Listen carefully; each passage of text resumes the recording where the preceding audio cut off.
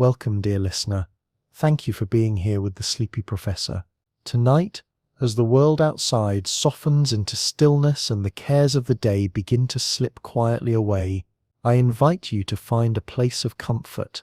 Let your body rest, let your breathing slow, and allow the gentle rhythm of this voice to guide you into a calm, unhurried space. Together, we are going to drift on a little journey, a quiet exploration of something both simple and extraordinary, the way the moon high above us moves the tides of the sea. Think of the moon as a constant companion. It shines above us almost every night, familiar and steady, a lantern in the sky. Yet behind its calm glow lies an immense and patient strength.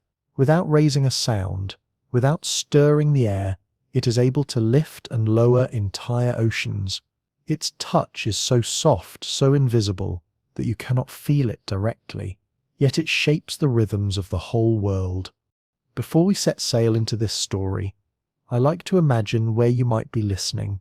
Are you resting close to the sea, where the water rises and falls like a great breathing creature, or perhaps you are far inland in a quiet room, only picturing the moon's distant hand stirring waves far away? Wherever you are part of this circle of listening, a thread in this quiet tapestry we weave together. If you feel moved to share your corner of the world, you can leave it in the comments. It is always a wonder to see how these gentle journeys ripple outward, reaching distant shores. And if these explorations help you soften into rest, if they bring you calm at the end of your day, you are welcome to give this video a like or to subscribe. For those who already have, I thank you with warmth. You are the tide that keeps this quiet little voyage moving forward. But let me offer you this small reassurance. My hope is not to keep you awake with too much fascination. If the story carries you towards sleep, let it do so. Let your eyelids drift closed. Let your thoughts blur. Yet, if you remain awake, then perhaps the comfort lies in knowing that you are still learning, still drifting gently on an ocean of thought, lulled by the moon's quiet lesson. As night deepens and the moon climbs higher into the velvet sky, let us ask a question that has echoed for centuries. How can something so far away, so distant and untouchable, move the very seas of our planet? At first glance, tides might seem like nothing unusual. Waves arrive, waves retreat. The shoreline shifts as if breathing in and out, but within that rhythm is one of nature's most delicate and profound dances. The moon, silver and silent, is not merely a lamp for the night. It is an artist shaping the seas, a conductor guiding vast oceans with an invisible baton. To understand the tides is to peel back the layers of a story. At its heart lies gravity, the quiet force that ties the universe together. But gravity is not alone in this tale. The turning of the earth, the pull of the sun, the depth of the seas, even the tilt and angle of the continents, all these join the dance.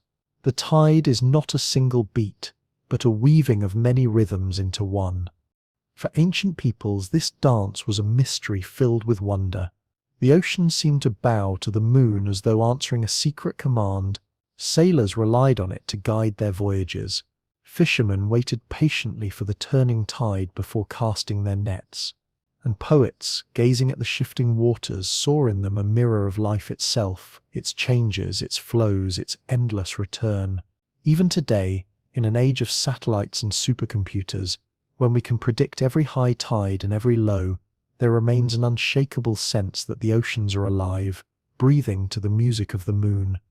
And tides are not just scenery at the edge of the shore. They have shaped life itself. Long ago, the very first creatures that crept or swam into existence learned to adapt to the rhythm of water arriving and receding. Their survival depended on it. Even now, the slow drifting of the moon away from Earth, just centimeters each year, continues to reshape the future of our planet in ways subtle yet vast. So tonight we will explore not only the science of the tides, but also the history, the culture, and the quiet poetry they inspire. And when this exploration is done, when next you look up and see the moon hovering over the horizon, perhaps you will feel its presence in a new way. It is not only a pale light in the sky, it is the reason the ocean breathes. So, let us begin. Let us ease into the mystery. What is the moon doing, high above us, that makes oceans rise and fall as though the earth itself were breathing in its sleep? Gravity is one of the gentlest of forces. It does not shout, it does not rush, it whispers, softly binding everything to everything else. Without it, the universe would be scattered dust, lonely and unshaped. But with it, stars are born, planets form, and even you, lying now in stillness, are held tenderly against the earth. The moon, serene and watchful in the night sky, is bound to earth by that invisible thread, and through it, the moon tugs, very gently, on the oceans below. This is the beginning of the tides. Imagine Earth not as a solid globe, but as a world wrapped in a great blanket of water. The moon's gravity reaches out and gathers that blanket, drawing it toward itself. A swelling forms, a bulge of ocean water on the side of Earth that faces the moon. But here is where the story grows. Stranger. Another bulge forms on the far side of Earth as well. It is as though the oceans are pulled in two directions at once, stretching gently, swelling outward on both ends. Picture the Earth like a soft ball, pressed at its middle, with water puffing outward at the edges.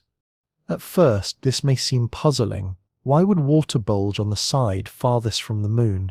The secret lies in the balance of forces. On the near side, the moon's pull is strongest, drawing the water close. On the far side, the Earth itself is tugged slightly more strongly than the water. The result is that the distant water lags behind, as if being left behind, swelling outward in relative motion. It is a balance of attraction and inertia, a delicate duet, like two dancers holding a ribbon stretched between them. And so, the oceans, vast and immeasurably heavy, do not behave like soup spilling clumsily in a bowl. Their movements are not hurried splashes, but long, patient breaths. They shift in immense, steady swells that move almost too slowly to notice in a single moment, yet they are always in motion. Out in the open sea, far from coasts and cliffs, the bulges themselves rise only a meter or so, hardly more than the height of a gentle wave. But when those great swells meet the embrace of the continents, when they encounter the narrowing of coastlines, the shallows of bays and the hidden curves of the sea floor, they are lifted, funneled and amplified. What was once a subtle swelling across the deep becomes the dramatic tides that roll in and out each day, sculpting shores, reshaping harbours, and whispering against the sand. At the very heart of this endless rhythm is gravity's patient hand, endlessly tugging, endlessly guiding, shaping the waters of the earth without ever resting. Without this quiet partnership between Earth and Moon, our planet would be unrecognizable. But because we are gifted this steady rhythm, a kind of lunar heartbeat, the passage of time is marked in ripples and swells along every shore. Of course, reality is never as neat as the simple picture of two perfectly placed bulges circling Earth. Our world is not a smooth sphere, nor are the oceans evenly spread across its surface. Continents interrupt the flow of water, creating barriers and channels. Basins trap, magnify, and bend the waves. Coves and inlets twist the rhythm into unique forms. Local geography, in all its variety, sculpts the tide into countless shapes. And yet, no matter how complex the local dance becomes, its music always originates from the same source, the gentle gravitational embrace of the moon. It is astonishing when you pause to consider how small the moon is compared to Earth. It is only about 1/6 the size of our planet, and its mass is a mere fraction, about 1/80th of Earth's. By comparison, the sun is unimaginably vast, a fiery giant many hundreds of times larger than Earth, and yet, because the sun sits so far away, its pull on the tides is weaker than the moon's. distance diminishes force, and so it is our modest little neighbor, orbiting just 380,000 kilometers away, that has the stronger voice in shaping the seas. The science of tides can sound complicated, but if you listen closely, you will find that it is a story of balance, a conversation of forces. Gravity reaches out, inertia resists, and Earth itself spins beneath it all. Out of this tension, out of these pushes and pulls, comes not chaos but harmony. The oceans respond as if to an invisible conductor, swaying and rising in time with a baton that none of us can see, but all of us can feel. To picture it, imagine standing in a great hall filled with dancers. At first the crowd is still, then a signal passes through, a rhythm begins, and the dancers sway. Each person moves a little differently, depending on where they stand, but the collective rhythm flows through them all. That signal is the moon. The oceans are the dancers. The pattern may not be a perfect waltz. It may sometimes resemble a shuffle or a stagger, but the beat is steady, and the partners never grow tired. There is something profoundly humbling in this realization. The very same gravitational force that keeps your feet planted on the ground, that holds your tea safely in its cup, is also pulling at entire oceans. Imagine yourself standing at the edge of the shore, waves brushing softly at your toes. Those very waves, that gentle lapping sound, are connected directly to the moon, a companion floating silently above you. The ordinary meets the extraordinary in that moment, reminding us that we live within a vast web of connection, where even the faintest forces ripple outward into grand effects. You might wonder, if the moon can move whole oceans, why does it not pull us upward too? After all, you and I are made mostly of water, but the answer is one of scale. The moon's gravity does pull on us, but the difference across the short distance of a human body is so tiny that it passes unnoticed. The oceans, on the other hand, stretch across the whole globe, and their waters are free to shift. That makes them sensitive to even the faintest imbalance. And so, while your evening cup of tea will never slosh in rhythm with the tides, the great seas will always answer the moon's call. This is the charm of the moon's embrace. It is not a harsh or violent command. It does not whip the oceans into towering storms or hurl waves against mountains. Instead, it is a patient, gentle insistence, a reminder written into water that the seas must rise and fall, always, in a rhythm as ancient as Earth itself. Within that rhythm, civilizations have risen, creatures have adapted, and coastlines have been carved. The story of the tides begins here, with this unseen pull, a force so quiet that we seldom notice it, yet so powerful that it shapes the daily life of the entire planet. Every high tide, every low tide is a whisper from the moon, a reminder that gravity never sleeps, and the moon, far from being a distant ornament in the night sky, is bound to us, guiding oceans with its unseen hand. If you have ever spent a day by the sea, you may already know this truth without needing the science. The shoreline never stays the same. Water creeps forward across rocks and sand, only to retreat again, uncovering tide pools and leaving behind strands of seaweed glistening in the sun. The rise and fall is not a one-time event. It repeats endlessly, as steady as a clock, with most coastlines experiencing 2 high tides and 2 low tides each day. It is Earth's most reliable rhythm, written into the turning of the planet and the steady pull of the moon. To understand why the pattern works this way, picture Earth once more as a spinning globe wrapped in 2 watery bulges, one facing the moon, one on the far side. As Earth rotates, every coastline passes in and out of those bulges. When a shore aligns with the swelling, the tide is high. When it rests between them, the tide is low. Because Earth takes about 24 hours to spin once, each place will pass through both bulges and both low points, giving 2 highs and 2 lows each day.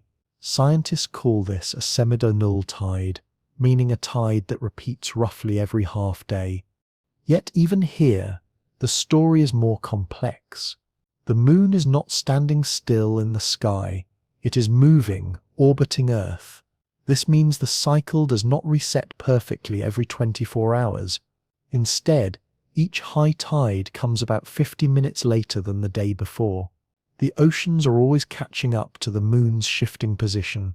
For those who live by the water, this slow drift in the timetable becomes second nature, a rhythm that weaves daily life with the movements of the heavens.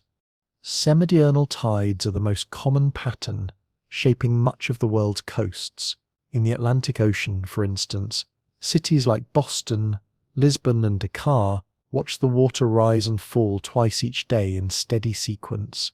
In Boston Harbor, you could stand on a pier and see the tide climb several meters, flooding mudflats at high tide, only to withdraw and reveal them again when the tide recedes. But not every coast follows this neat rhythm. Some places live by diurnal tides, with only one high tide and one low tide each day. The Gulf of Mexico is one of the best-known examples. Along its shores, the sea rises once and falls once in every 24 hours, as if the ocean there has chosen a simpler pace. For those who live along its beaches, this daily breathing of the water is just as predictable as the semidiurnal tides elsewhere, only slower. And then there are the mixed tides, patterns that blend the two. Along the Pacific coast of North America, for example, places like San Diego experience two high tides each day, but one is noticeably taller than the other. The same is true of the low tides, one deep, one shallow. The ocean here seems to enjoy variety, never settling into a single tune, never repeating the exact same rhythm twice. Its music shifts gently from one moment to the next. Fishermen, beachcombers, and sailors learn to live with this complexity, following charts and tables, relying on experience, watching the water with patient eyes. For them, the tide is not an abstract curiosity. It is a partner, sometimes steady, sometimes unpredictable, but always present, always guiding their way of life. This variety spread across the coasts of the world is a reminder of how deeply sensitive the oceans are to their surroundings. The moon and the sun provide the steady pull, but the way that pull is expressed depends on the vast containers of water, the ocean basins that hold them. Narrow channels gather and rush the water. Wide continental shelves slow and soften the motion. Deep troughs resonate like drums, while shallow estuaries echo the tide in their own unique voices. The geography of the Earth, in quiet partnership with celestial gravity, sculpts the dance into countless forms. No two places are quite alike, yet all share the same origin. In some harbors, tides are magnified into astonishing rises and falls, dramatic enough to transform the landscape between morning and evening. In other places, the movement is muted until it becomes barely noticeable, a subtle shift of waterline against stone or sand. For those who live beside the sea, these cycles are not lines in a textbook. They are part of daily reality. Along the Atlantic coast, fishermen plan departures and arrivals with careful attention to tide tables, waiting for the right moment when harbors open or sandbars vanish beneath the water. In parts of Southeast Asia, bustling floating markets rise and fall with the water, whole communities adjusting their rhythm to the gentle sway of the tide. In Northern Europe, people venture across vast mudflats at low tide, walking out to islands that seem almost reachable by foot. But this tradition carries risk, for the returning tide comes back without pause, steady and unrelenting, swallowing the flats with surprising speed. The daily cycle of the tides is a reminder that while Earth's rotation is constant, the relationship with the moon adds layers of complexity. The ocean is not passive, not merely a flat blanket of water. It is a dynamic, restless system, forever responding to subtle shifts in timing and alignment. Predicting the tides, therefore, requires more than simply looking up at the sky. Even with today's satellites and powerful computers, local observation remains crucial. because the sea remembers the shape of every shore, every inlet, every hidden trench. It is also worth remembering that the tide does not flip like a switch from low to high. The water moves gradually, flowing in and out of bays, rivers, harbours, and estuaries. These tidal currents can be powerful enough to shape entire coastlines. They carry nutrients that feed marine life. They stir sediments and carve channels. They present challenges for sailors steering ships against their force. In some places, the incoming tide surges inland like a river running backward, while the outgoing tide drains wide stretches of sand and marshland in a matter of hours. Despite all these variations, the underlying pattern is always the same. Two great bulges of water sweep around the Earth, born of the moon's pull and Earth's rotation. Most coasts pass through both bulges each day. Some meet only one, others experience them unevenly, like steps in a staggered dance. The result is a planet where no shoreline is ever truly still, but always breathing in and out in a rhythm tied to the sky. There is a quiet beauty in this universality. Whether you stand on a rocky Irish cliff, a sandy Florida beach, or a tidal flat in Japan, you are joined to the same cycle, even if the height of the tide is different, even if the timing shifts. The principle is unchanged. Earth and its oceans are bound to their companion in space, and every day that bond is written in the rise and fall of the sea. It is easy to overlook the tides, to think of them as background scenery to a walk along the coast. But once you begin to notice the cycle, once you understand it, the shoreline transforms. Each wave that creeps higher onto the sand, each stretch of beach that vanishes beneath water, becomes part of a cosmic pattern. The moon may appear silent in the sky, but it is never still. It is always tugging, always guiding, and the oceans are always listening. The daily tide cycle is more than physics. It is a link between the turning of Earth, the orbit of the moon, and the lived experience of people everywhere. It reminds us that even the simplest sights, the water rising and falling on a familiar shore, are part of a story written in gravity and motion, a clock that does not tick but breathes, a timepiece wound not by gears but by the heavens themselves. And though the moon may be the star of this story, it does not dance alone, hovering far in the background, vastly more massive, yet much more distant. The sun also joins the performance. Though it is nearly 400 times farther from Earth than the moon, its gravitational influence is immense, enough to lend its voice to the rhythm of the tides. What makes this duet so fascinating is the way the sun and the moon sometimes sing in harmony, amplifying the ocean's movement, and at other times oppose each other, softening the swell. Out of their partnership comes a steady pattern of stronger and weaker tides, repeating with comforting regularity. To imagine this, picture the Earth, the moon and the sun aligned in a straight row. This alignment happens during two familiar lunar phases: the new moon, when the moon sits between Earth and the sun, and the full moon, when Earth rests between the two. In both cases, the gravitational forces of the sun and moon combine, pulling the oceans in the same direction. The result is a spring tide. Despite the name, it has nothing to do with the season of spring. The word spring here means to leap, to spring forth. During a spring tide, high tides climb higher than usual, and low tides sink lower, creating a dramatic range. If you were to stand on the shore during a spring tide, you might notice the water creeping further inland than normal, climbing up rocks and dunes, or you might see it retreat far back, exposing sand, mud, and shells rarely revealed. For generations, sailors and fishermen have known these days well. Strong tides make harbours deeper for a time. They stir fish into motion. They open sandbars and tidal flats that are usually hidden. Even today, coastal life bends itself around the rhythm of spring tides, from the habits of crabs and shellfish to the scheduling of shipping routes. Now imagine a different alignment. The moon hangs at its first quarter or last quarter phase, appearing in the night sky as a half-lit disk. In this position, the sun and moon are at right angles to one another with respect to Earth. Their pulls are not united but competing, each tugging the oceans in a different direction. The result is a neap tide. During a neap tide, the difference between high and low water is much smaller. The highs are not so high, and the lows are not so low. It is as though the ocean, pulled in two directions, chooses a quiet middle ground. Neap tides, though gentler, have their own quiet fascination.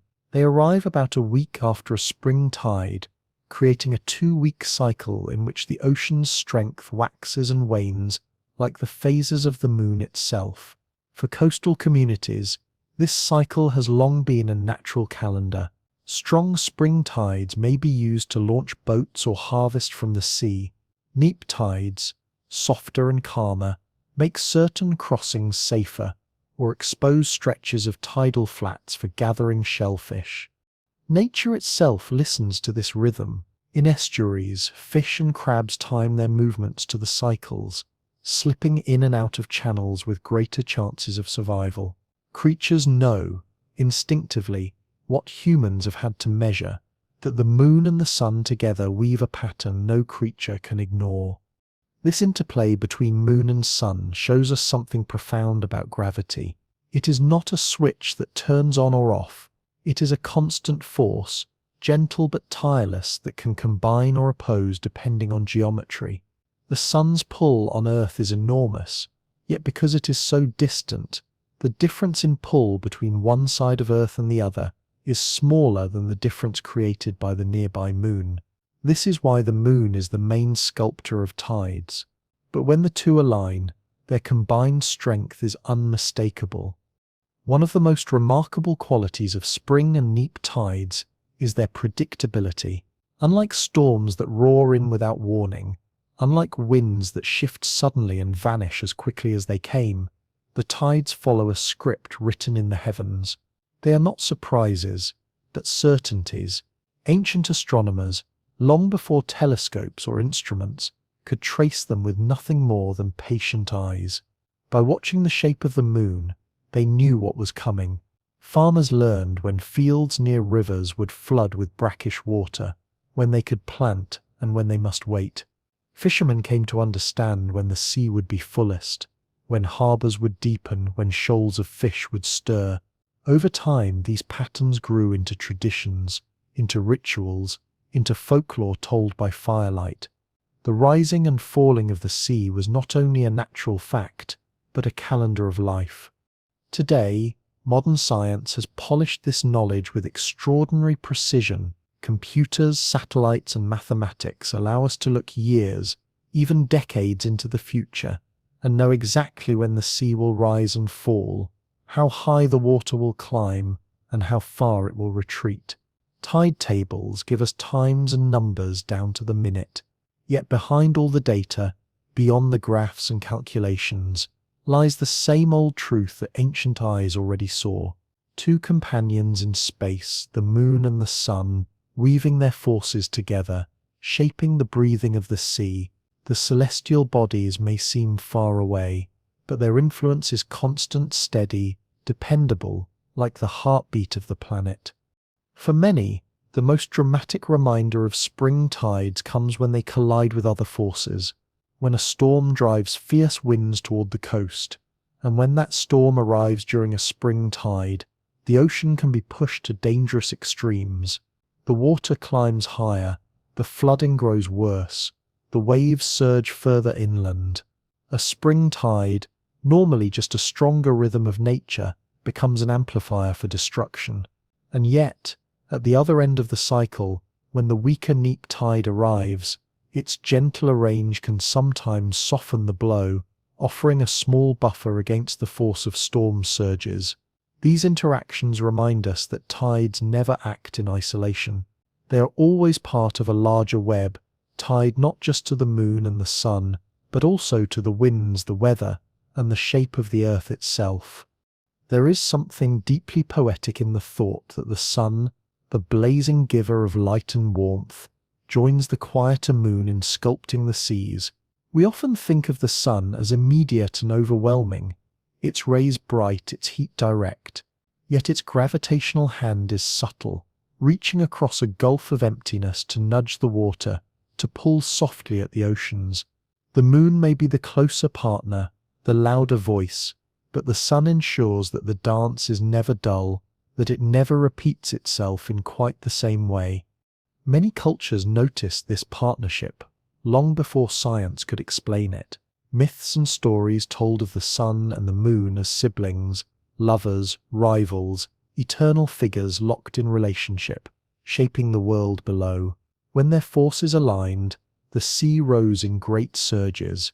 When they opposed each other, the waters calmed. The details of physics were unknown, but the essence was captured with imagination and wonder. Stand on a beach during a spring tide, watching the waves climb higher than expected, and it is easy to feel connected to these celestial alignments.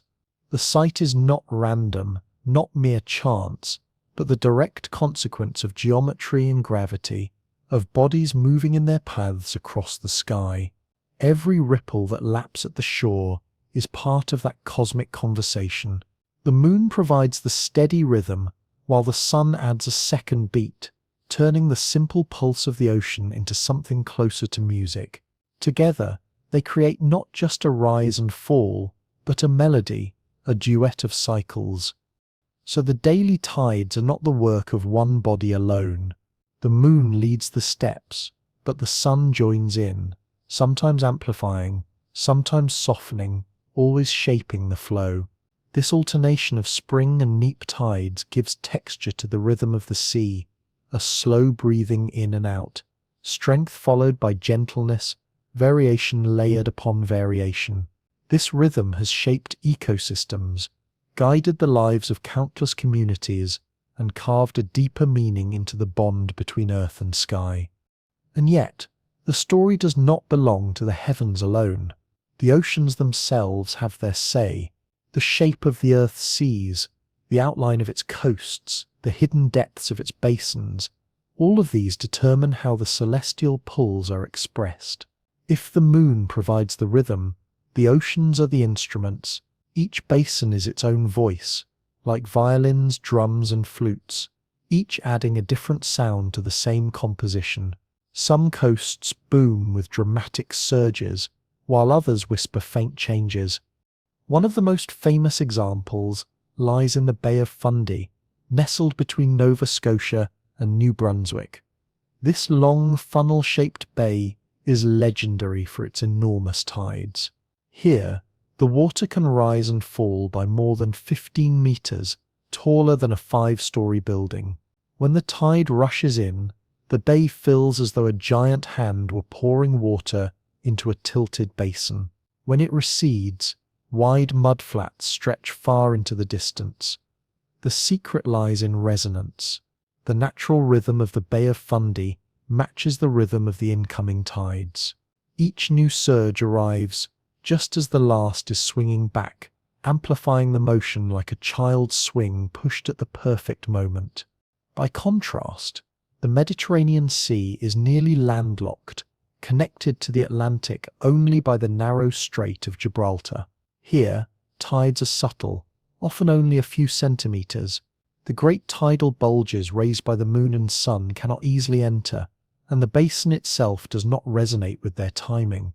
The result is a calm, steady surface that seems almost indifferent to the moon's pull, while the rest of the world's oceans heave and sigh.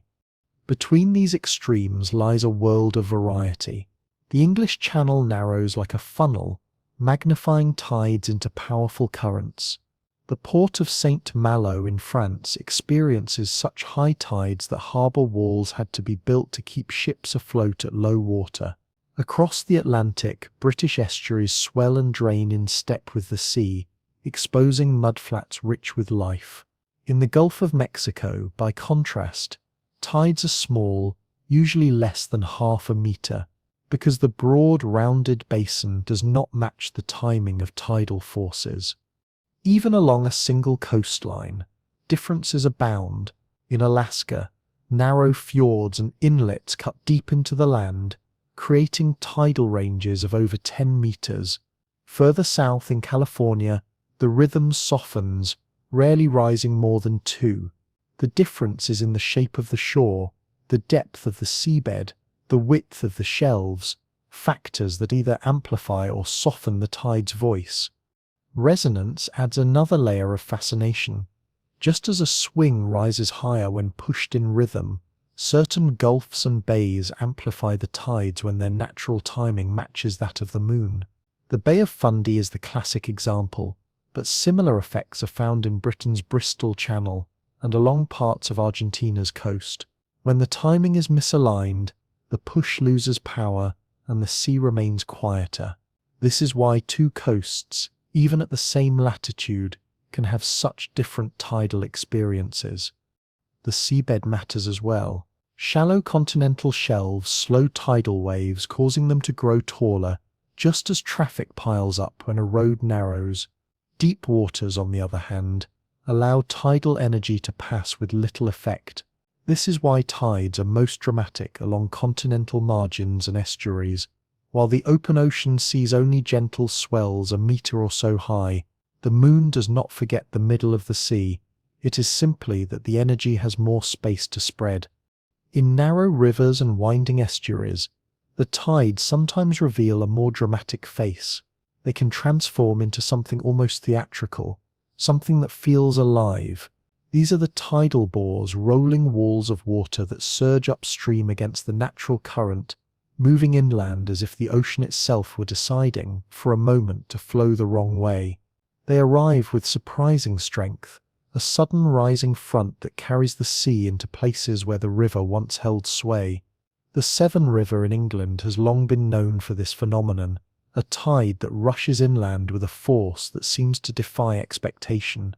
In China, along the Kianda River, the bore is so strong and so dramatic that crowds gather to watch it sweep forward, a liquid wall racing against the current, filling the river with the power of the sea.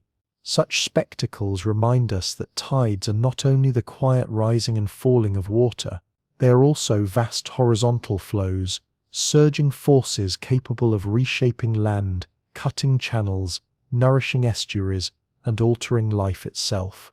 When scientists look at the tides on a global scale, the patterns are every bit as remarkable as these local dramas. Satellites and networks of gauges trace them across the oceans, and the results are patterns of both order and complexity. In certain places, there exist amphidromic points, locations where the tide seems almost to vanish, barely rising or falling at all. Around these points, however, the waters move in slow circles, like the hands of a clock drawn in liquid. To see a map of these global tides is to witness something less like a tidy grid, and more like an artist's swirling brushstrokes, a canvas of colours and currents. These swirls reveal how the continents, the basins, and the hidden contours of the seabed shape and twist the moon's simple pull into a world of variety. For coastal communities, these differences are not abstract curiosities, but the practical fabric of daily life. In regions where tides are extreme, like certain harbours in Canada or northern Europe, humans have built gates and locks to keep water levels steady and manageable. Fishermen in these places live by the tide tables, planning their journeys around the quick rush of rising water and the swift draining at ebb. Entire ecosystems depend on the rhythm as well. Mudflats exposed at low tide bloom with life, feeding countless creatures before vanishing again beneath the returning sea. By contrast, in calmer regions such as the Mediterranean or the Caribbean, the tides are so subtle they scarcely intrude upon daily thought.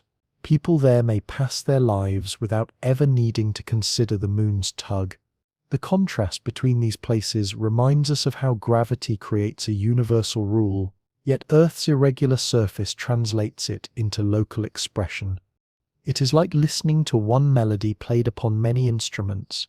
The tune is always the same, the moon's call and the Earth's response, yet the voice changes depending on who is playing. A wide bass sings it with drama and force, while a narrow channel hums it in quieter tones. The moon, consistent in its orbit, gives the signal, but each ocean, each coastline, each hidden basin beneath the waves interprets it differently. This is part of the quiet wonder of the tides. They are not merely predictable movements, but a collaboration between sky and earth, a duet of gravity and geography. Stand upon a high cliff above a roaring tidal channel, and you may feel the power of that collaboration. Sit instead on a placid Mediterranean shore, and you may feel the same partnership expressed in gentleness and calm. Both experiences trace back to the same moon, the same pull, the same steady orbit. The difference lies only in the shape of the water below, in the hidden contours of the world itself. The story of tides is not simply one of celestial mechanics, but also of Earth's own character. Continents, shelves, and basins amplify or soften the rhythm, creating drama in one place and subtlety in another.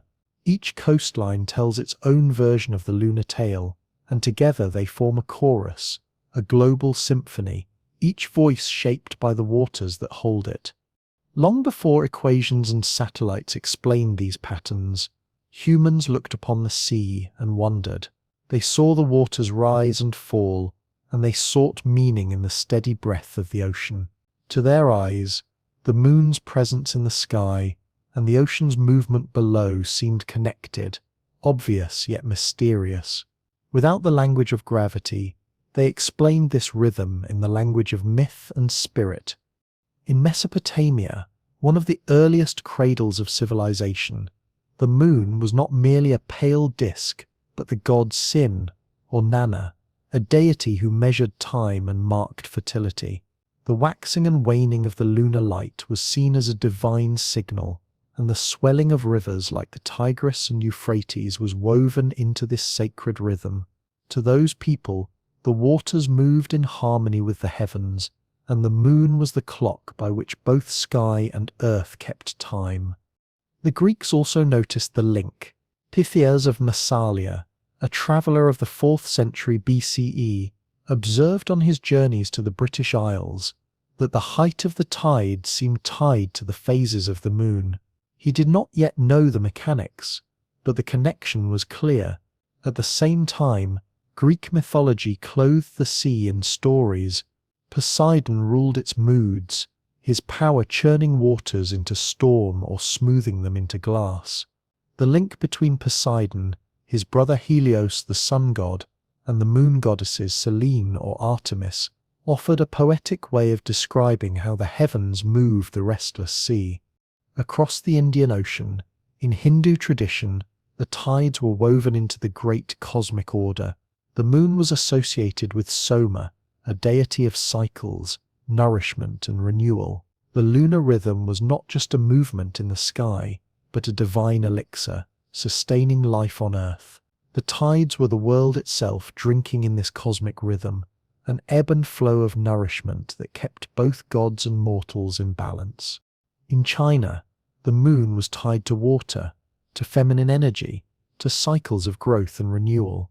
The goddess Chang'e embodied beauty and immortality, while the lunar influence connected deeply to yin and yang along the South China Sea. Observers could not help but notice the ocean's response to the moon. To them, the tidal rhythm fit naturally into a worldview of balance, harmony, and cosmic order. Far across the seas, the Maori of New Zealand and other Polynesian navigators developed their own deep systems of lunar knowledge. For them, the moon was not only a celestial guide across the open ocean, but also a regulator of fishing and tides. They studied the phases carefully, timing their journeys and harvests with wisdom passed down through generations. Though their explanations were shaped by spirit and culture, their understanding was precise, born of daily life with the sea. In northern Europe, Norse stories imagined tides as the work of mighty beings. Some told of Ran, the sea goddess with her net, pulling sailors beneath the waves. Others spoke of Jörmungandr, the great world serpent, whose shifting coils stirred the seas. While the moon itself was not always named, The sense of a cosmic force moving the waters echoed the daily experience of tides shifting under unseen power. In Japan, too, folklore gave the moon its place in the balance of life. Tsukuyomi, the moon deity, stood alongside Amaterasu, the sun, and Susanoo, the storm god, each representing an aspect of cosmic order. Fishing villages paid close attention to the moon's phases, weaving its presence into practical rhythms, as well as spiritual stories. Among the indigenous peoples of the Americas, the moon was often linked to water, fertility, and abundance. Along the coasts of the Pacific Northwest, oral traditions tied lunar cycles to the rhythms of the sea. The tides signaled when to fish, when to gather, and when to honor the balance of nature itself. What is remarkable, and what never ceases to invite reflection, is how so many cultures across oceans and centuries arrived at the same understanding. The moon and the waters were companions that could not be separated. People might have given them different names, clothed them in the language of gods or spirits or myths, yet the essence was always the same, standing at the edge of the sea, watching its endless restlessness. Every people, in every age, recognized the rhythm, they noticed, and they gave it meaning. Where science today speaks with the precise language of gravity and resonance and orbital mechanics, the voices of antiquity spoke with poetry, with deities and divine order. Both ways of telling carry the same awe, both reveal the same reverence for the breathing of the world. Even now, in our modern lives, echoes of those ancient ideas linger like a soft aftertaste. We still talk of the moon's influence, not only on the tides but on moods, on sleep, on the mysterious corners of human behavior that seem to resist neat explanation. The very word lunatic comes from the belief that the moon could stir the mind just as easily as it stirred the sea. Science may have sifted fact from folklore, but the sense of mystery has never entirely vanished. The moon still feels like a quiet overseer of cycles, a pale guardian of the sea's endless breathing. It is not difficult to understand why people once framed the tides in myth. Imagine yourself standing on a shoreline in an age before telescopes, before formulas, before the idea of invisible forces. The sea stretches vast and immeasurable before you, yet each day it creeps forward and pulls away with a rhythm as faithful as a heartbeat. You lift your eyes and see the moon above, changing its shape night after night, crescent to full, full to crescent, new again, and the waters respond in kind. To notice those patterns and not connect them would be stranger than making the link. The idea that gods commanded the waters, or that the moon whispered to the sea, was not just poetic, it was deeply reasonable, given the knowledge of the time. These old myths tell us much about the sea, but just as much about the human imagination. They remind us that people have always sought to weave meaning from the world, always searched for connections between the heavens and the earth. Today we speak in the language of physics, but the sense of wonder remains unchanged. The moon does indeed command the waters, not with the hand of a deity, but with the invisible pull of gravity, and yet the poetry of that command lingers, carried in every wave that breaks upon the sand. The moon has never tugged only at the oceans. It has tugged at human imagination too. Its phases offered one of the very first reliable clocks in the sky, a measure of time that was available to anyone who cared to look upward. Long before sundials, before hourglasses, before the intricate gears of mechanical clocks, there was the simple glowing face of the moon, waxing and waning in its steady rhythm.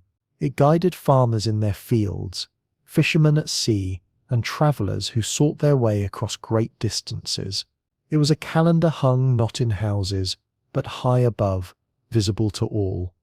A lunar cycle lasts just under 30 days, and that rhythm gave rise to the very word month, a reminder that our divisions of time are still bound to the moon. Early societies trusted this cycle, repeating with such regularity, and built their calendars around it. Farmers could tell when to plant and when to harvest. Fishermen could sense when the sea would be most generous. Navigators read the moon to know when to set sail and when to wait. The shape of the moon became a shared language of time, understood by all, no matter their station. For coastal communities, the moon's link to the tides was practical knowledge long before it was scientific. Along the shores of India, Greece, or the Pacific Islands, fishermen learned that the lunar phases mark the moments when the ocean offered its greatest abundance. Many creatures of the sea, fish, crabs, corals, time their spawning to the moon. Their lives are braided with the tides. Knowing when the moon would be new or full meant knowing when the sea would provide. A bright moon also lit the waters, guiding boats through the darkness, extending human labor into the night. Agriculture, too, found its rhythm in the moon. Farmers observed that crops responded differently depending on the phase in which they were planted. The waxing moon became a time of growth, the waning moon a time of rest. Some of these beliefs may have leaned more toward folklore than science, but they shaped traditions, rituals, and planting practices for centuries. Even today, there are gardeners who follow the old ways, planting by the moon, continuing a lineage of observation that stretches back thousands of years. For sailors and navigators, the moon was both compass and companion. The great Polynesian voyagers, among the finest seafarers in human history, relied on their profound knowledge of the heavens. They read the stars, they read the waves, and they read the moon. Its phases marked the passage of time on long journeys. Its pull on the tides told them when to approach or leave an island. With no metal compasses, no charts, they carried the moon as their silent guide across vast oceans, settling islands that lay thousands of kilometers apart. In the ancient Near East, the Babylonians created one of the earliest lunar calendars, meticulously recording each phase to govern not only agriculture, but also civic life and religious ritual. To them, the moon was a timekeeper and a messenger, a bridge between earthly duties and heavenly signs. The Hebrew calendar, still used today, carries forward this lunar heritage. China devised a lunar solar calendar, balancing the moon's cycle with the sun's year, a balance still celebrated in festivals such as the Mid-Autumn Festival, honoring the harvest moon. In Islamic tradition, the calendar remains purely lunar. Months begin with the sighting of the new crescent. Holy days, such as Ramadan and Eid, drift gently through the seasons because the lunar year runs shorter than the solar. In each of these traditions, the moon was more than a glowing shape in the night. It ordered life, set rhythms, and created unity. Its predictability made it a communal clock. In societies without widespread writing, the full moon or the slim crescent in the sky was a calendar visible to all, binding entire communities together under its steady gaze. Even in Europe, where solar calendars eventually rose to dominance, the moon's rhythm lingered. The calculation of Easter still follows a lunar cycle, a quiet echo of older ways of keeping time. The moon also carried deep associations with fertility and life. Its monthly cycle mirrors the rhythms of the human body, and across cultures this parallel was recognized. Ancient traditions often linked the moon with feminine energy, with birth, renewal, and the cycles of nature itself. The moon became not only a guide for tides and time, but a mirror of life, reflecting change, constancy, and return. It is easy to forget, in an age of digital clocks and satellites, how central the moon once was. It told farmers when to sow, it told fishermen when to cast their nets, it told sailors when to launch into the open sea. It lit the night, it pulled at the tides, it marked the months. Where the sun gave the rhythm of days and seasons, the moon offered the finer cadence, the subtle notes that kept human life aligned with sea and sky. There is something deeply comforting in the thought. A farmer in Mesopotamia, a voyager in Polynesia, a priest in Babylon. All of them once looked at the same moon and knew where they stood in time. Across distance, across culture, they shared the same luminous calendar. And even today, when the full moon rises and glows upon the horizon, something in us remembers. We are reminded that time was once kept by looking up, not looking down at a device in the palm. The lunar calendar is not only history, but memory. It is a reminder that the moon was never just a clock.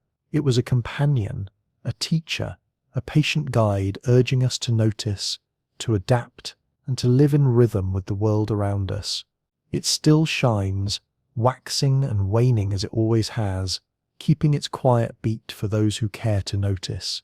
In every tide, in every field, in every journey across water or land, the moon has been there, guiding softly from the night sky. And then, at the quiet margin of the sea, another story slowly begins to unfold. It begins along the band of coast where high tide meets low tide, where the sea never truly settles, but instead moves like a great breathing lung. This strip of shoreline, known as the intertidal zone, is one of the most unusual and extraordinary habitats on the whole planet. It is a place where the land and the ocean exchange places in a slow, endless dance. Twice each day, the waters roll forward, spreading across the rocks and sands, claiming the ground as their own. Twice each day, they retreat again, drawing back with equal patience, leaving behind shining pools that catch the light of the sun or the glow of the moon.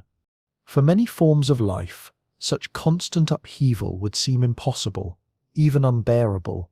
Yet here, at this shifting boundary, life has not only found a way to survive, but has learned to thrive.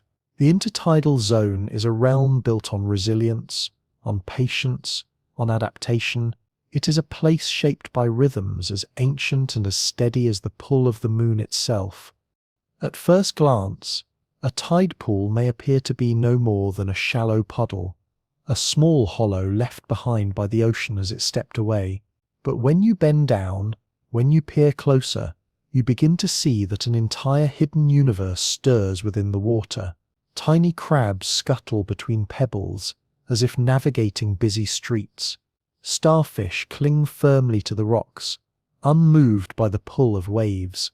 Anemones, soft as flowers, wave their tentacles in the quiet current, swaying like petals in a wind you cannot see. What seems like a simple pool is in truth a temporary world, a brief refuge sealed when the tide withdraws, and opened again when the waters return. Every creature within has its own strategy, its own method for coping with sudden change in temperature, in saltiness, in oxygen. To live here requires resilience, flexibility, and sometimes a certain stubborn strength. Consider the barnacles. Small, plain, often overlooked, yet their story is remarkable. These crustaceans glue themselves to rocks, piers, even the hulls of passing ships. Their shells are built to open and close like doors. When the tide rises, they open their delicate feathery appendages, casting them into the water to sweep up food. When the tide falls, they slam their shells shut, holding in precious moisture and waiting patiently, silently for the sea to return. Their entire existence is balanced between endurance and opportunity, between risk and reward, all dictated by the steady clockwork of the moon. Or think of the mussels. They gather in dense crowds, clinging with tough, thread-like anchors that hold them against the pounding surf. Packed tightly together, they form whole living fortresses. The closeness helps each of them keep moisture during long hours in the open air. Together, they build bustling, layered cities that shelter worms, snails, small fish, and juvenile crabs. The mussel's way of life shows how even without intention, cooperation creates resilience. Strength is not only in the shell but in the community. The predators here, too, move with quiet patience. Sea stars travel slowly across the rocks, creeping with the help of hundreds of small tube feet. Their favored prey is the mussel, and they hunt with persistence rather than speed. They pry open shells inch by inch, then slip their stomachs outward, turning themselves inside out to digest their meal where it rests. Strange, slow, deliberate, yet perfectly suited to the intertidal way of life, where victory belongs to the steady and determined. And then there are the sea anemones, flowers of the sea that are in truth hunters. Their tentacles, so graceful and delicate, are armed with stings powerful enough to paralyze tiny fish or drifting plankton. Submerged, they bloom into miniature gardens beneath the waves. Exposed to the air, they close into damp knots, conserving water, waiting quietly until the ocean returns to embrace them. Beauty here is never only beauty. Every form, every gesture hides some strategy for survival. The intertidal world is not only about individuals enduring, it is also about the balance of an entire community, an ecology shaped by rhythm. When the waters pull away, birds sweep down to pick at what is revealed. Foxes and raccoons, creatures of the land, wander the shore to scavenge among the rocks. When the sea returns, fish glide in, turning the pools into hunting grounds once more. The shoreline is a meeting place between worlds, where sea and land, air and water, predator and prey overlap and mingle. Each return of the tide resets the stage, creating cycles of plenty and cycles of vulnerability. The challenges here are constant and sharp. Temperatures can change in a heartbeat. Pools cooling in the ocean's embrace, and then heating under the midday sun. Salinity can rise as water evaporates, or thin out with a sudden fall of rain. Oxygen levels sink when the water grows still. And yet, in all this shifting, this testing, the intertidal remains rich with life. It is proof that resilience grows strongest where conditions are harshest. Scientists believe this zone may even hold a memory of life's first steps. Some suggest that it was in places like these, tidal flats, shallow pools, waters that came and went, that the earliest organic molecules gathered, concentrated, and began to stir. The ocean's retreat may have encouraged some organisms to survive in air, while its return pulled them back to water. Slowly over time, these cycles taught life to stretch between two worlds. The moon's pull, the tide's rhythm, may have guided not just seas and shores, but the very path of evolution itself. Even today, the intertidal feels like a bridge, a space between. Here, algae lie in the open sun at low tide, creating food that nourishes when water returns. Crabs scuttle across rocks, comfortable both in air and in sea. Small fish like blennies hop from pool to pool, living examples of that blurred line between worlds. Each creature here carries in its body the story of adaptation. Each one is a small testament to the enduring power of cycles. For people too, these places have always been full of meaning. Coastal communities gathered shellfish, harvested seaweed, and learned to read the moon to predict when the richest pools would appear. Even now, children crouch at tide pools, delighted to find crabs or starfish, just as their ancestors did long before. Scientists gaze into the same pools and see layers of history written in each relationship, each adaptation. What looks like chaos, waves rushing in, then rushing out, creatures opening, closing, hunting, hiding, is in truth a great order, a system shaped by the moon. The intertidal is more than a strip of shore. It is a teacher, a quiet and patient one. It whispers that true survival is never about resisting the great cycles, but about learning to flow with them, to bend with the rhythm of change. It shows that patience is not weakness, that adaptation is not compromise, that resilience is not simply endurance but a form of strength in itself. To look at a bare stretch of rocks revealed at low tide is to see more than coastline. It is to glimpse a crucible of life, a place where rules blur, where organisms flourish in extremes, where the fingerprints of the planet's long history are still written into every barnacle. every mussel, every starfish. It is here, along this restless margin of Earth, that we can most clearly feel the moon's influence. Each tide, each surge, each small creature waiting for the return of water is a quiet reminder of how deeply life has always followed the rhythm of that silent body in the sky. Human history, too, has been shaped by this rhythm, even when the moon itself went unmentioned. In northern Europe, where the tidal ranges were higher and more dramatic than in the calm Mediterranean, harbours demanded careful timing. Ports like London, nestled far inland along the Thames, could only be reached at certain hours. Ships that missed their window would be stranded, waiting on the mercy of the next tide. In such places, the knowledge of tides became a secret key, one that determined whether trade would flourish or fail. Trade itself was not immune to the moon's pull. In the Roman Empire, great grain ships carried food from Egypt to supply the hungry city of Rome. Their voyages depended not only on favourable winds, but also on the reliable timing of tides.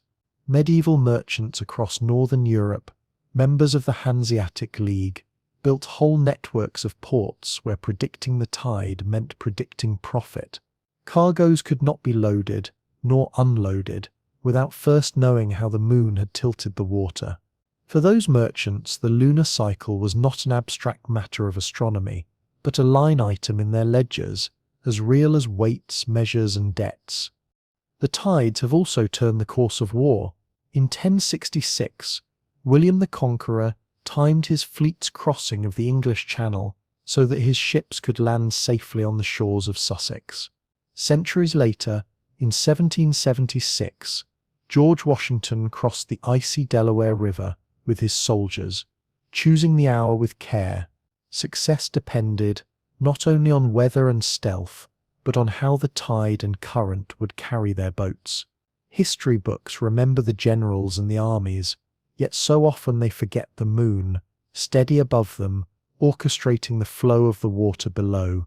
Perhaps the most dramatic demonstration of tides in warfare came much later, during the Second World War. On June 6, 1944, the Allied forces launched the D-Day invasion of Normandy. The date and the hour were chosen with exquisite precision. Military planners needed the tide to be low enough to expose German obstacles buried in the sand, yet rising soon after to carry the landing craft closer to shore. They needed moonlight too, to guide paratroopers through the night sky. The largest amphibious invasion in history hinged on the quiet cycles of the moon. Without them, one of the turning points of modern history might never have succeeded.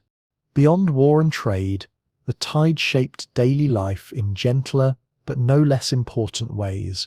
Fishermen across the world set their work by the rhythm of water. In Japan, armour divers timed their harvests of Abalonian seaweed to the moon's pull. In northern Europe, communities walked out across broad mudflats revealed at low tide to gather shellfish. Even leisure was tied to the sea's pulse. In Victorian England, families flocked to the shore not only for fresh air, but to watch the daily drama of the water advancing and retreating, a spectacle that connected human lives to the slow breathing of the earth. For navigators, the tide was both guide and danger. The Polynesians, masters of long-distance voyaging, read the sea with a knowledge that blended stars, swells, and moonlight. Their canoes carried them across thousands of kilometers of Pacific water. Their understanding of tides, how lagoons filled, how passes emptied, how harbors opened and closed, often meant the difference between safety and shipwreck. In Europe, sailors charted tidal currents to navigate shallow estuaries, while medieval pilots along the English Channel memorized the timing of local flows so they could slip through treacherous passages. To cross the sea was to read the moon as surely as it was to read the stars. The moon's influence seeped into language, law, and custom. In some coastal communities, tidal rights determined who could gather shellfish or harvest seaweed, and these rights were often tied to the phases of the moon. Market days and festivals fell upon spring tides, when the water pulled back to reveal wide stretches of shore. Even in literature, the tide became a timeless metaphor, a symbol of opportunity, inevitability, or fate. Shakespeare wrote of a tide in the affairs of men, one that, if taken at the flood, leads on to fortune. The truth of it is as clear as the metaphor. To succeed, one must know the turning of the water. Architecture, too, bore the mark of tides. Coastal towns built quays and docks to withstand the daily rise and fall. In France, the Abbey of Mont Saint-Michel became an island at high tide, cut off from the land by waters that surged in with astonishing speed. Pilgrims spoke of the miracle, but in truth it was the moon's embrace that lifted the sea. Venice, too, was shaped by the struggle between human stone and lunar water, a city that still contends with the same rhythm today. Through it all, the moon rarely received its due. History books recount kings and merchants, generals and builders, but they seldom pause to name the silent partner in the sky, the one who set the tempo. Yet without that pull, harbours would have been different, battles might have been lost, trade might have flowed along other routes. The moon has been, across centuries, both an ally and an adversary, shaping the fortunes of civilizations from the shadows. What is most striking is how universal the story is. Viking raiders timed their strikes to the tides. Chinese merchants in the South China Sea planned their departures with the moon. Medieval pilgrims waded across tidal causeways that vanished hours later beneath the waves. Modern engineers build tidal power plants that harness the very same rhythm. The moon's pull has shaped not only the natural world but the human story itself, guiding choices large and small. To look back across the centuries is to realize that tides are never just background scenery. They are not merely the sea creeping in and retreating, as casual eyes might think. They are a hidden current in history itself, moving quietly beneath the surface of the events we remember. Harbours, trade routes, conquests and revolutions have all bent in one way or another to the pull of the moon. Civilizations rise, flourish and fall, yet the moon does not waver. It remains above them, steady and impartial, watching with patient eyes. Its partnership with Earth is written into our calendars, our ports, our victories, and our failures. To watch the tide today is to watch the very same rhythm that guided the first merchants, the first sailors, the first soldiers who studied the water's breath before making their plans. The moon, constant and quiet, has served humanity as strategist, as merchant, as harbour master. For as long as people have lived near the sea, there has been a need to know its rhythm. To predict when water would climb the shore and when it would slip away meant not only survival, but also safety, prosperity, and trust. Long before instruments, long before satellites traced the globe, coastal people read the tide by watching. They remembered, they taught each other. They measured with little more than their eyes and their patience. Slowly, those careful observations grew into one of the most reliable sciences humankind has ever known. The connection between water levels and celestial bodies was recognized early. Egyptian priests marked the flooding of the Nile and linked it to the lunar cycle. The Greeks and Romans, too, paid attention. In the 1st century before our era, the Roman writer and naturalist Pliny the Elder described how tides seemed to follow the movements of the moon and how they grew stronger during the full and new phases. His account was not exact, but it revealed something important. People were already watching the sea not only with reverence but with curiosity. In the Middle Ages, one of the earliest practical tools for harnessing the tide appeared, the tide mill. These were humble water mills built along estuaries. They captured water in a basin during high tide and released it at low tide to turn a wheel. For a community to build and operate such a mill, it needed more than stone and timber. It required a deep familiarity with local tides, passed down through experience. The millers may not have owned charts or equations, but they knew their harbours intimately, as one might know the moods of a close companion. By the 17th century, scientific approaches to tides were advancing swiftly. Galileo, who spent much of his life gazing at the moon, tried to explain tides as the sloshing of oceans caused by Earth's motion around the sun. His explanation was flawed, yet it showed how seriously the greatest thinkers of the time sought to understand the sea's rhythm. A few decades later, Johannes Kepler proposed that the moon's gravity was responsible, and finally, Isaac Newton gave the problem its elegant mathematical solution, showing how gravity itself bound the Earth, the moon and the tides into one system. With that, speculation gave way to precision. By the 18th century, tide records were being kept systematically. Harbours across Europe installed simple tide gauges, vertical measuring rods fastened to piers or seawalls, marked with units so observers could note the water's rise and fall. Day after day, year after year, these records built into a body of knowledge that revealed not just the local range of tides, but their dependable timing. From these came tide tables, printed schedules that told sailors and fishermen when the sea would rise, when it would fall, and how high it would reach. For those who lived by the water, a tide table became as essential as a compass or a map.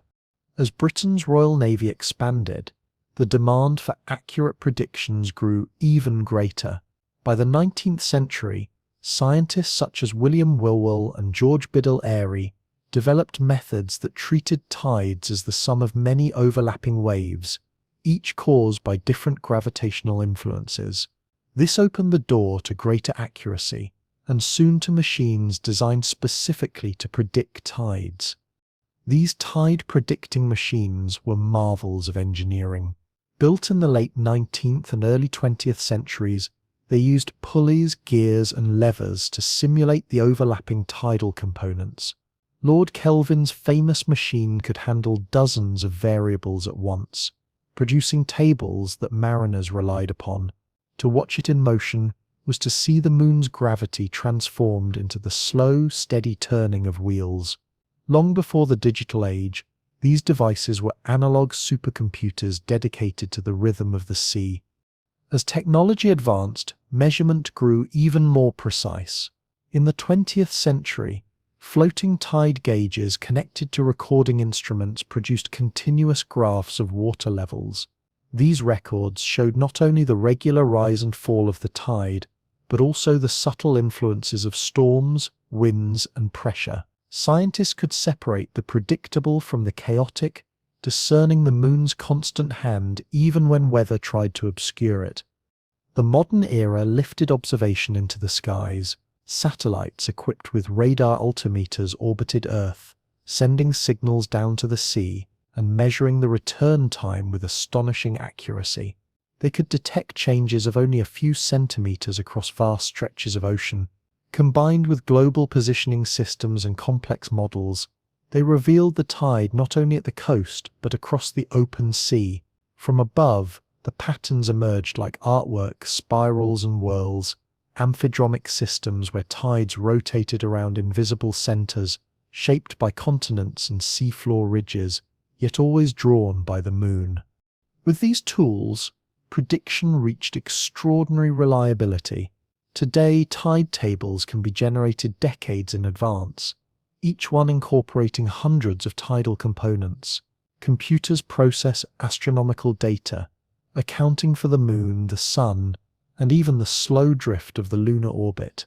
Local conditions are added to the mix, producing forecasts tailored to specific harbours and shorelines. What once required generations of watchful eyes can now be calculated in moments. Yet the principle remains the same. The moon pulls, the sea responds, humanity listens. And still, for all the sophistication of science, the essence of tidal knowledge lives at the shore. Fishermen know by instinct when the tide will turn, not from satellite charts, but from the way waves sound against a pier or the way water curls around a familiar rock. Coastal communities still carry this wisdom, handed from parent to child, as much a part of daily life as weather or season. The story of measuring tides is in many ways the story of science itself.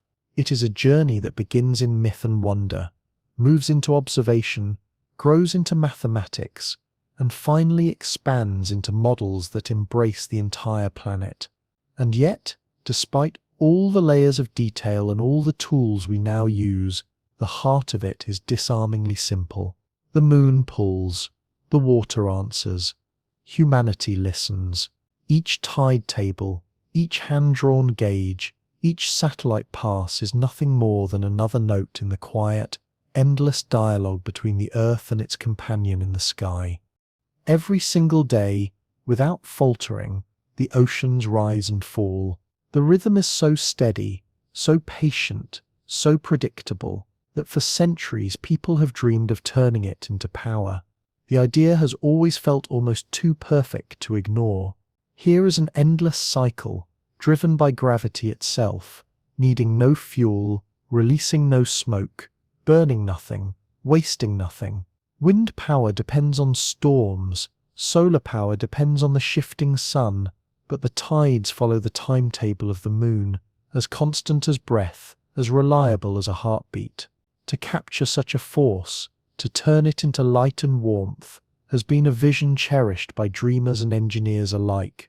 And though the path from dream to reality has been long, difficult, and uneven, the dream itself endures. Like the tide, it never vanishes. It only retreats for a while before rising again. One of the earliest and most direct ways imagined to harness this energy is the tidal barrage. Picture a great dam stretching across the mouth of a bay or estuary, fitted with sluice gates and turbines. As the tide rises, water is allowed to flow into the enclosed basin.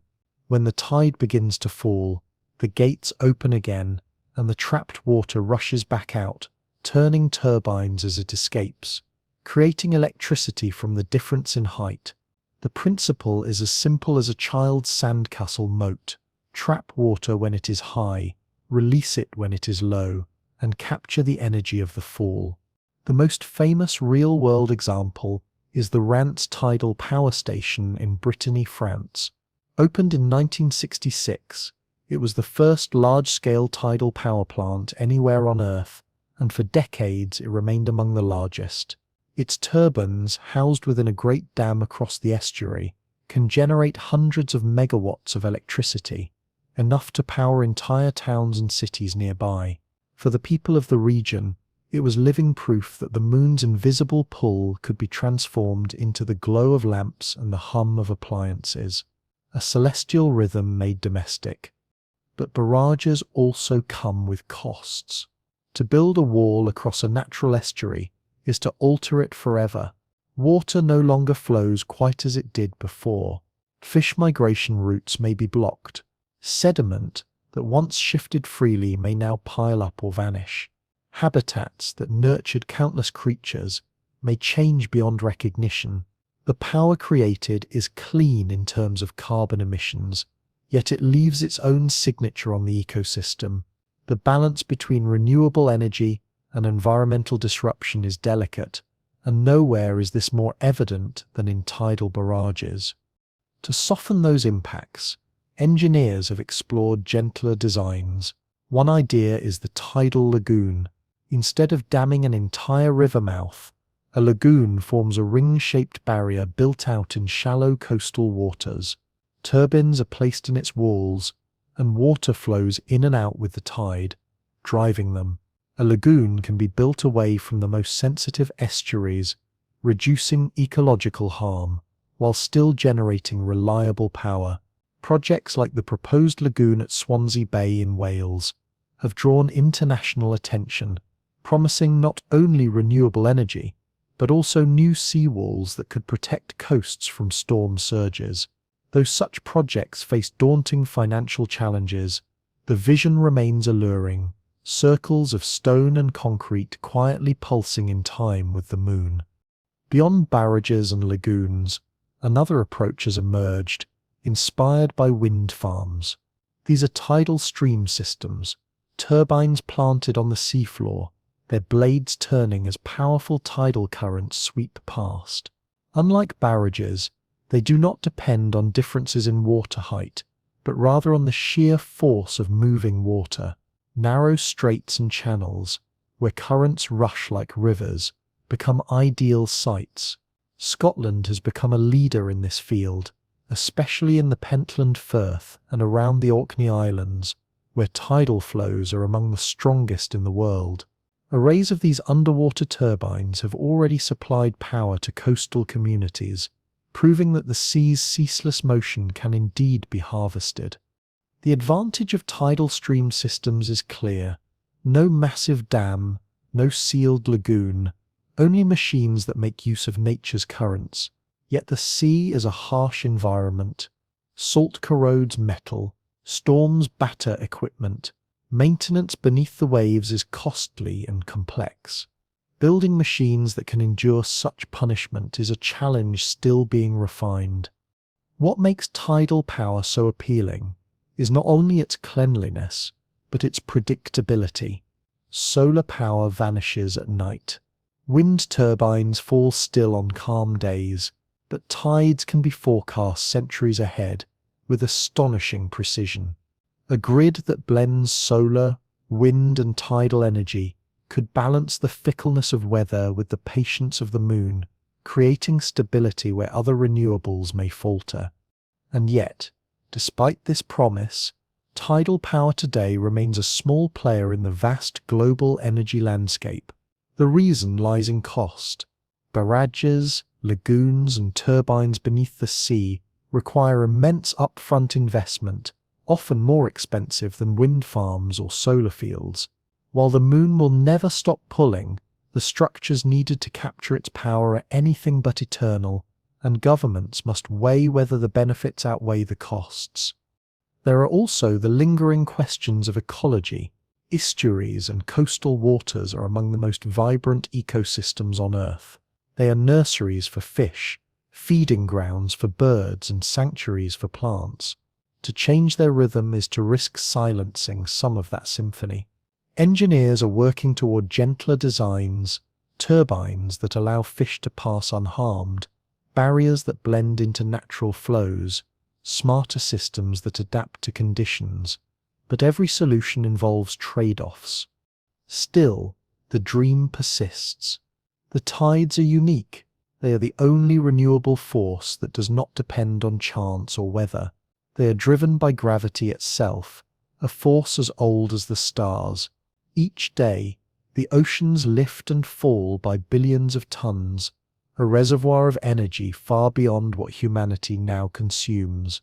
Standing at the edge of a tidal channel, one can almost feel it, the hum of potential, the rush of hidden power waiting to be tapped.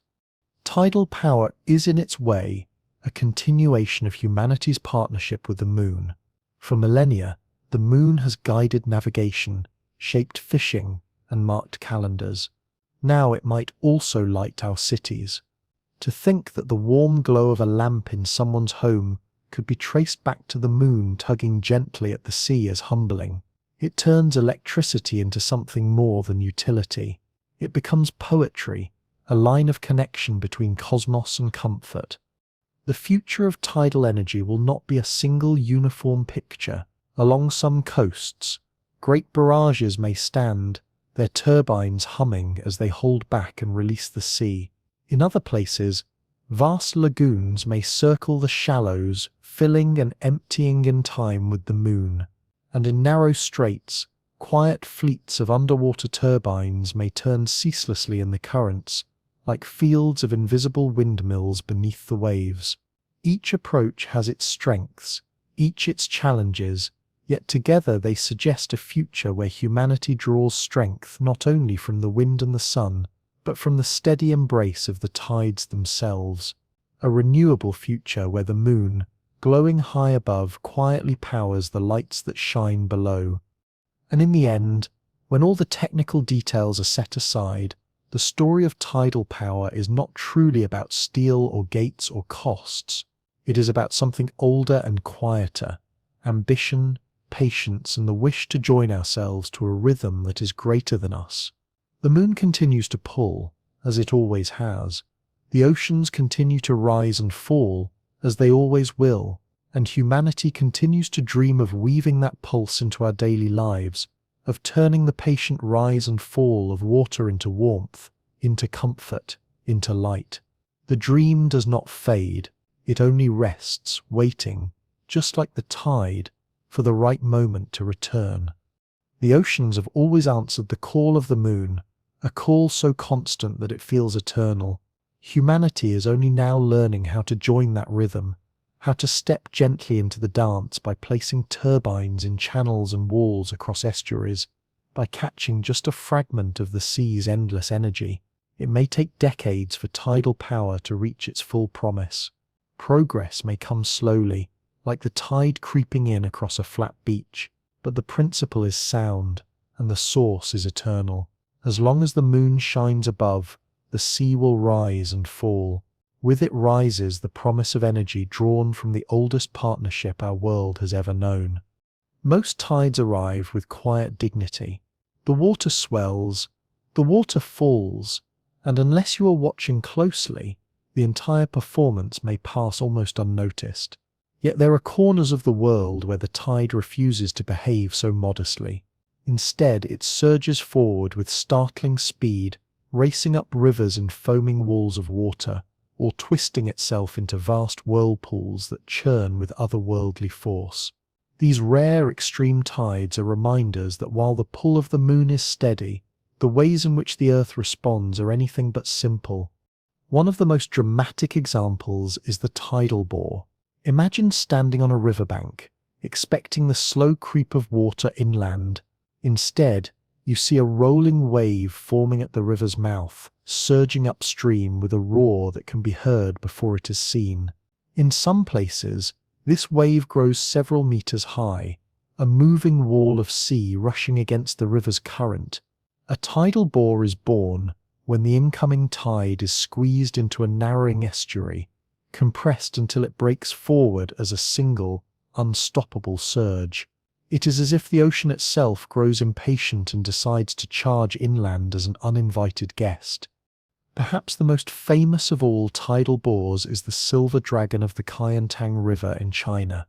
Each autumn equinox, crowds gather on its banks, waiting to see the dragon appear. With a thunderous roar, the wave can rise more than 9 meters tall, racing upstream at the speed of a galloping horse. For centuries, people have watched in awe, cheering the spectacle. In recent years, daring surfers have even tried to ride the surge, carried inland by nothing more than the moon's pull colliding with the shape of a river. Other rivers have their own versions. In England, the Severn Bore rolls inland several times each year, drawing surfers and kayakers eager to test themselves against its long surging wall. In the Amazon basin, the Pororoca crashes up tributaries with terrifying strength, sweeping away trees and reshaping riverbanks. Such events remind us that the tide is not only a gentle rhythm, but under the right conditions a force that can reshape landscapes. Whirlpools offer another glimpse of the tide's more mysterious moods. The Saltstraumen in Norway is one of the most powerful on Earth. There, as the tide pushes massive volumes of water through a narrow strait, the currents twist into spinning funnels several meters wide. Boats must navigate with care, while onlookers watch the spiraling water with a mix of fear and fascination. Ancient sailors told stories of sea monsters lurking beneath such waters. In truth, the monsters were mathematical, currents, seabeds, and tide all conspiring to create eddies of extraordinary power. In Japan, the Naruto whirlpools swirl between Naruto and Awaji Island, where tides rush past at more than 20 kilometers per hour. Though not dangerous to large ships, they are dramatic enough to have inspired centuries of art and poetry. Once again, the unseen hand of the moon is at work, pulling water into patterns of chaos and beauty. Not all tidal oddities involve spectacle. Sometimes the wonder lies in absence. The Mediterranean Sea, nearly enclosed, shows tides so small they can barely be noticed. In most places, The difference between high and low water is only a few centimeters. The Baltic Sea behaves similarly. These quiet waters remind us that geography shapes the tide as much as gravity does. In the Gulf of Mexico, tides follow yet another strange pattern. Instead of the usual 2 highs and 2 lows each day, there is only one of each. This peculiar rhythm, called a diurnal tide, is born of the basin's unique shape and the way tidal waves resonate within it. Then there is the confusion of language itself. For centuries, the phrase tidal wave was used to describe any great surge of water. Even today, news reports sometimes mislabeled tsunamis as tidal waves. Yet the truth is that tsunamis have nothing to do with the moon at all. They are the children of earthquakes, landslides, and volcanic eruptions beneath the sea. Unlike the patient, predictable tide, a tsunami is sudden and violent, an upheaval of the restless earth itself. The persistence of the phrase tidal wave shows how deeply tides occupy the human imagination, how they have come to symbolize the very movement of the sea. In certain places, the sheer size of the tide becomes a spectacle of its own. In parts of Alaska and Canada, tidal ranges stretch more than 15 meters. At low tide, vast flats of mud and rock are revealed. Hours later, those same flats vanish beneath rushing water that fills bays and inlets with astonishing speed. To walk on such flats is to walk on borrowed time, for the water can return faster than expected. Locals speak of the tide racing in as fast as a horse can run. To stand in such a place is to see the moon's influence made visible on a breathtaking scale. Extreme tides have shaped not only landscapes, but also cultures. Festivals mark the arrival of boars. Folklore tells of whirlpools haunted by spirits or sea beasts. Stories may not be scientific, but they capture the awe and respect inspired by these phenomena. For communities who live close to the sea, the tide is not just a background rhythm, it is a living presence, sometimes gentle, sometimes fierce, always powerful. The oddities of tides remind us that the moon's pull is not applied to a blank slate. It plays across coasts, seafloors, and river mouths, each with its own shape and character. The same gravity that creates a barely noticeable ripple in one sea can unleash a roaring dragon of water in another. Geography and gravity together compose an endless symphony, sometimes soft, sometimes thunderous, always changing, always captivating. The moon itself feels so steady, so eternal, that it is easy to imagine it will always remain just as it is. Night after night, it climbs above the horizon, pulls at the oceans, lights the sky. Yet the truth is stranger. The moon is drifting away. Slowly, almost invisibly, it is retreating from Earth, little by little, year by year. The rate is slight, no more than 4 centimeters each year, about the speed of your fingernails growing. On a human timescale, it is nothing. On the scale of deep time, it is everything. Multiply that subtle pace across millions of years, and the distances take on a staggering, almost unimaginable scale. 100 million years from now, the moon will no longer occupy the familiar spot in our sky. It will have drifted thousands of kilometers farther, slowly moving outward with a patience that dwarfs human perception. 1 billion years from now, the distance will stretch even further, tens of thousands of kilometers, as if the moon is gradually retreating to the edge of a cosmic stage. With each imperceptible step, the tides will soften. Their reach will grow gentler. The once familiar rhythm of daily high and low water will relax, and the length of Earth's day will creep gradually longer, a subtle stretching of time itself. The profound relationship between Earth and its steadfast companion, forged over billions of years, will shift into something quieter, gentler, yet no less significant.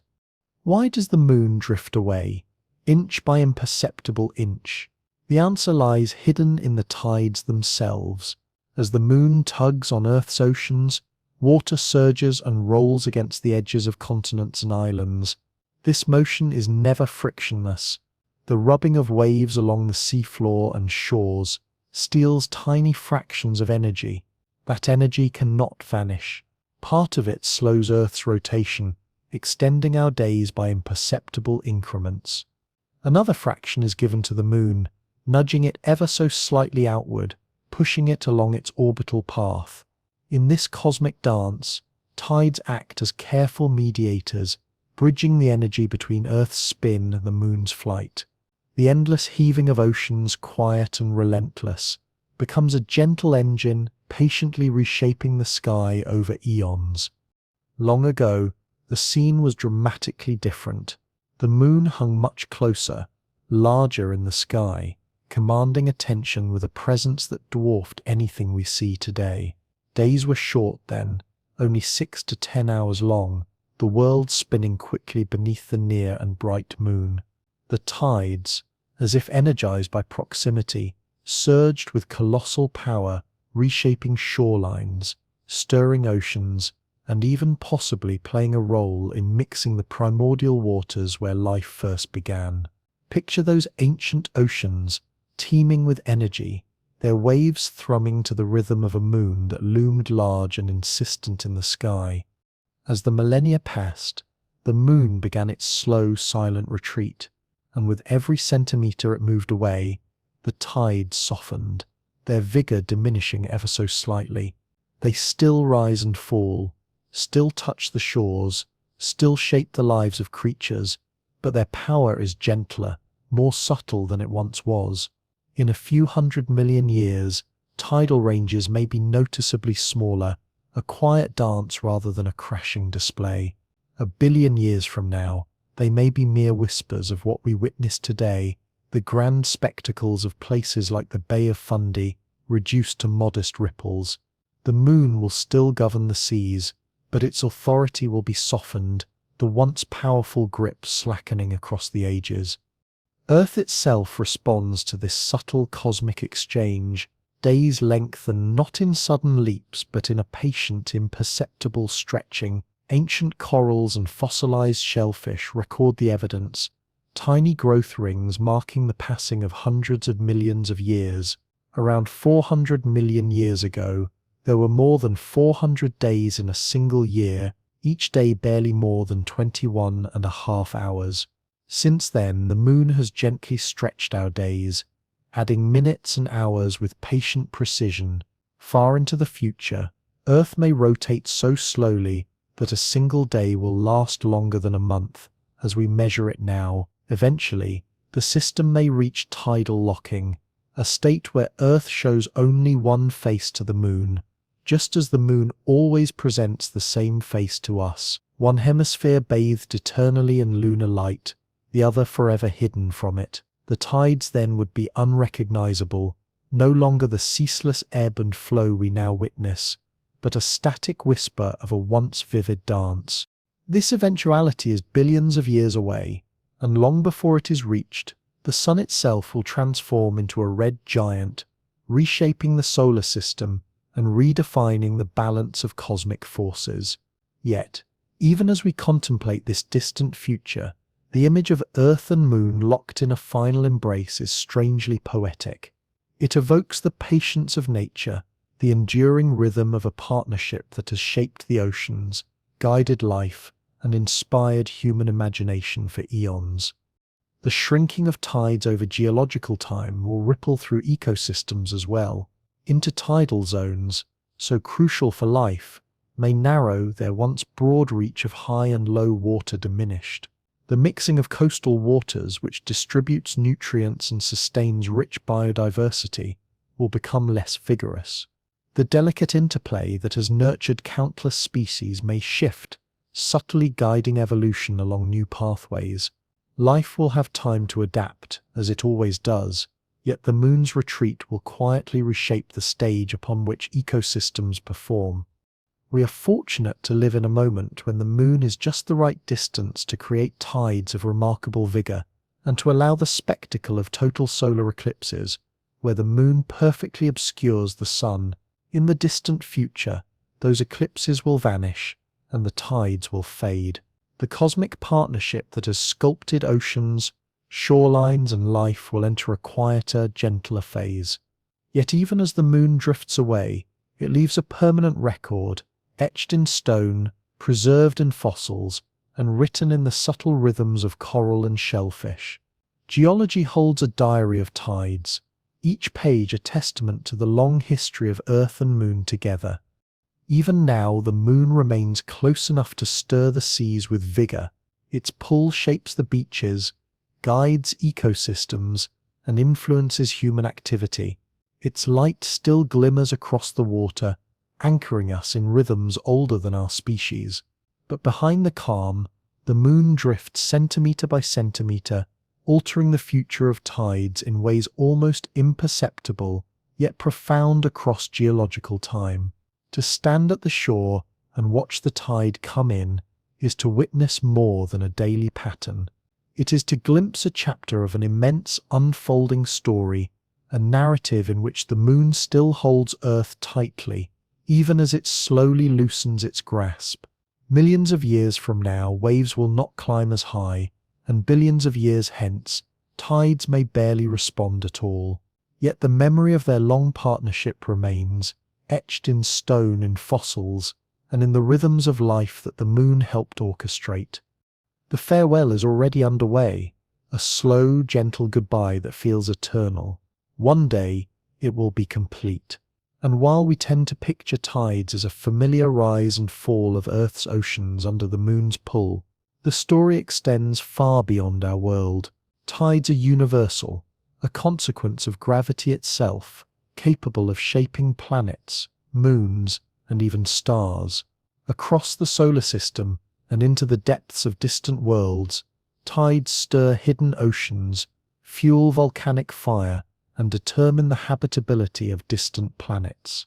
The moon's effect on Earth is only the beginning of a grander cosmic tale, one that stretches across space and time, linking water, rock, ice, and fire in a symphony of celestial influence. Consider Io, Jupiter's volcanic moon, a bruised orange world scarred with black rivers of fire and molten rock. Its surface erupts endlessly, lava fountains leaping higher than mountains, spilling incandescent rivers across a pockmarked landscape.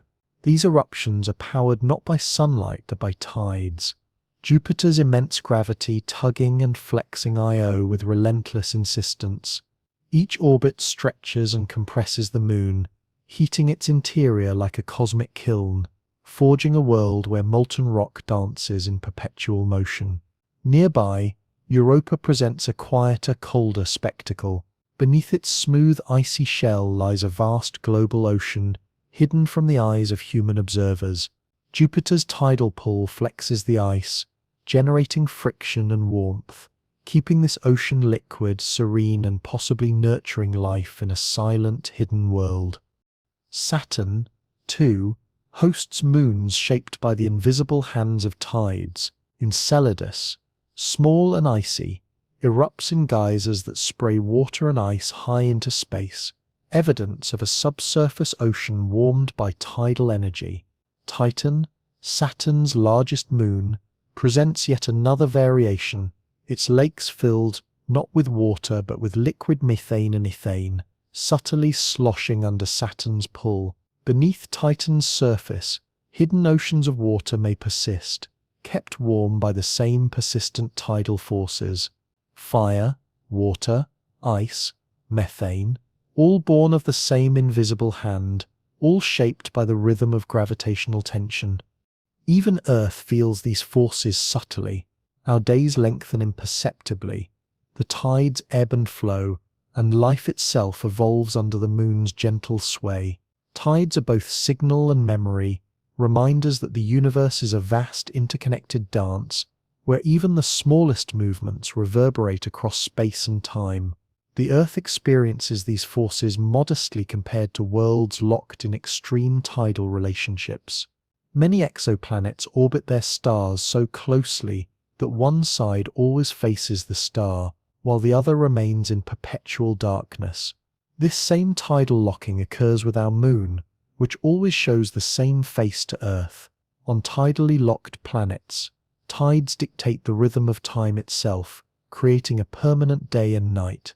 Yet this may not be a curse. The twilight zone, where light meets darkness, may harbor moderate conditions, where temperatures and energy flows allow liquid water to persist, a potential haven for life carved by tidal forces. Tides can also be terrifyingly destructive. When a star drifts too close to a black hole, the difference in gravitational pull across its diameter becomes extreme. The star stretches, elongates, and ultimately is torn apart in a process poetically termed spaghettification. Streams of stellar matter spiral into the black hole, forming a luminous disk, a celestial echo of tides on a grand cosmic scale. Even within our solar system, moons bear the marks of tidal stress. Uranus's Miranda displays cliffs and ridges shaped by ancient tidal flexing. Neptune's Triton may harbor geysers powered by heat generated from a history of tidal activity. Across space, the fingerprints of tides appear in fire, ice, and stone, wherever gravity exerts its uneven pull.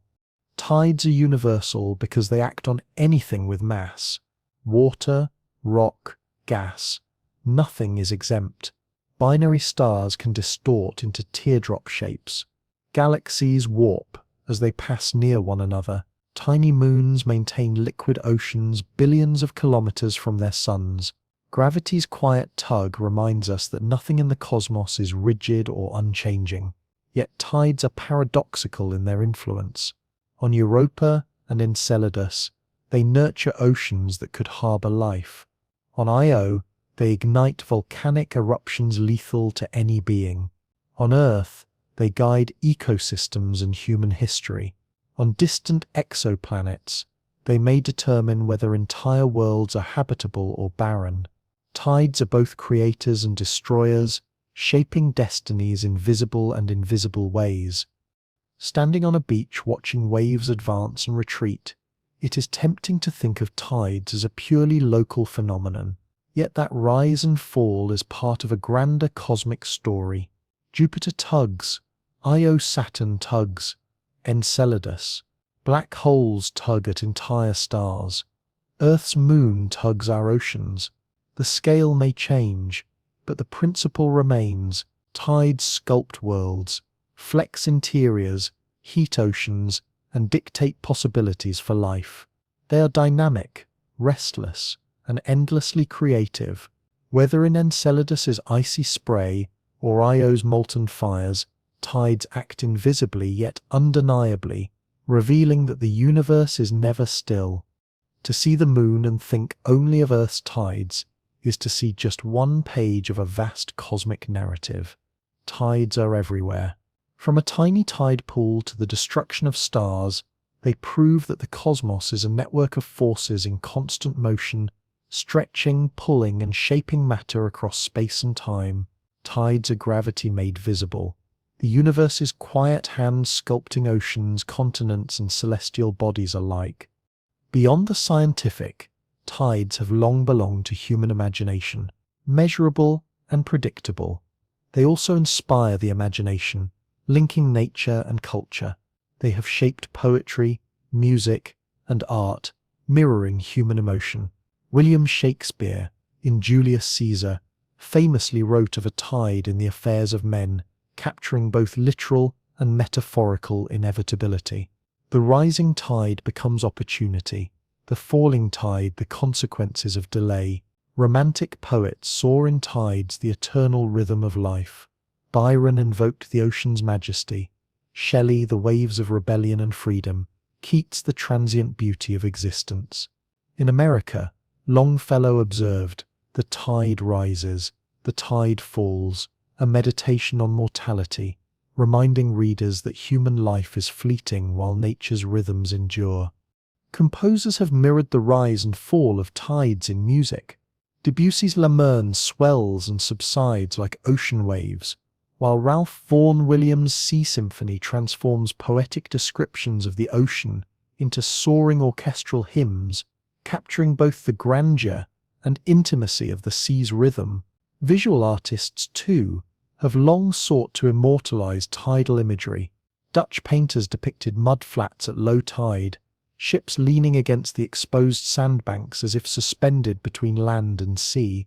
Japanese ukiyo prints captured the delicate interplay of water, light, and shore, emphasizing both motion and stillness. Hokusai's great wave off Kanagawa evokes the immense energy of the sea, a curling wall of water poised between danger and beauty. Impressionist painters later revisited tidal flats, painting the same scene under shifting light and tide to show the impermanence of form and color. Across centuries, tides have inspired humans to perceive the universe as both literal and symbolic, a force of nature, a mirror of emotion, and a guide to reflection. Even folklore acknowledges the dual power of tides. Celtic legends describe Manannán mac Lir, the sea god who commanded the tides through magic. Japanese myths speak of tide jewels, divine tools that controlled the ebb and flow of the ocean. Writers from Virginia Woolf to Margaret Atwood continue this tradition, invoking tides to explore memory, desire, inevitability, and the passage of time. The moon remains central throughout, its phases providing a visible measure of rhythm and a reminder that the cosmos operates in cycles. Ancient storytellers recognized the link between the moon's cycle and the pulse of life, fertility, and renewal. The tide became its companion image, a breathing of the earth in harmony with the sky. Across cultures, from Polynesian navigators to Norse poets, the moon and tide were inseparable symbols of rhythm, order, and continuity. No equations were needed. The evidence was plain to those who lived by the shore. Even in the modern age, when science explains tides with the precision of gravity and orbital mechanics, the imagination retains its hold.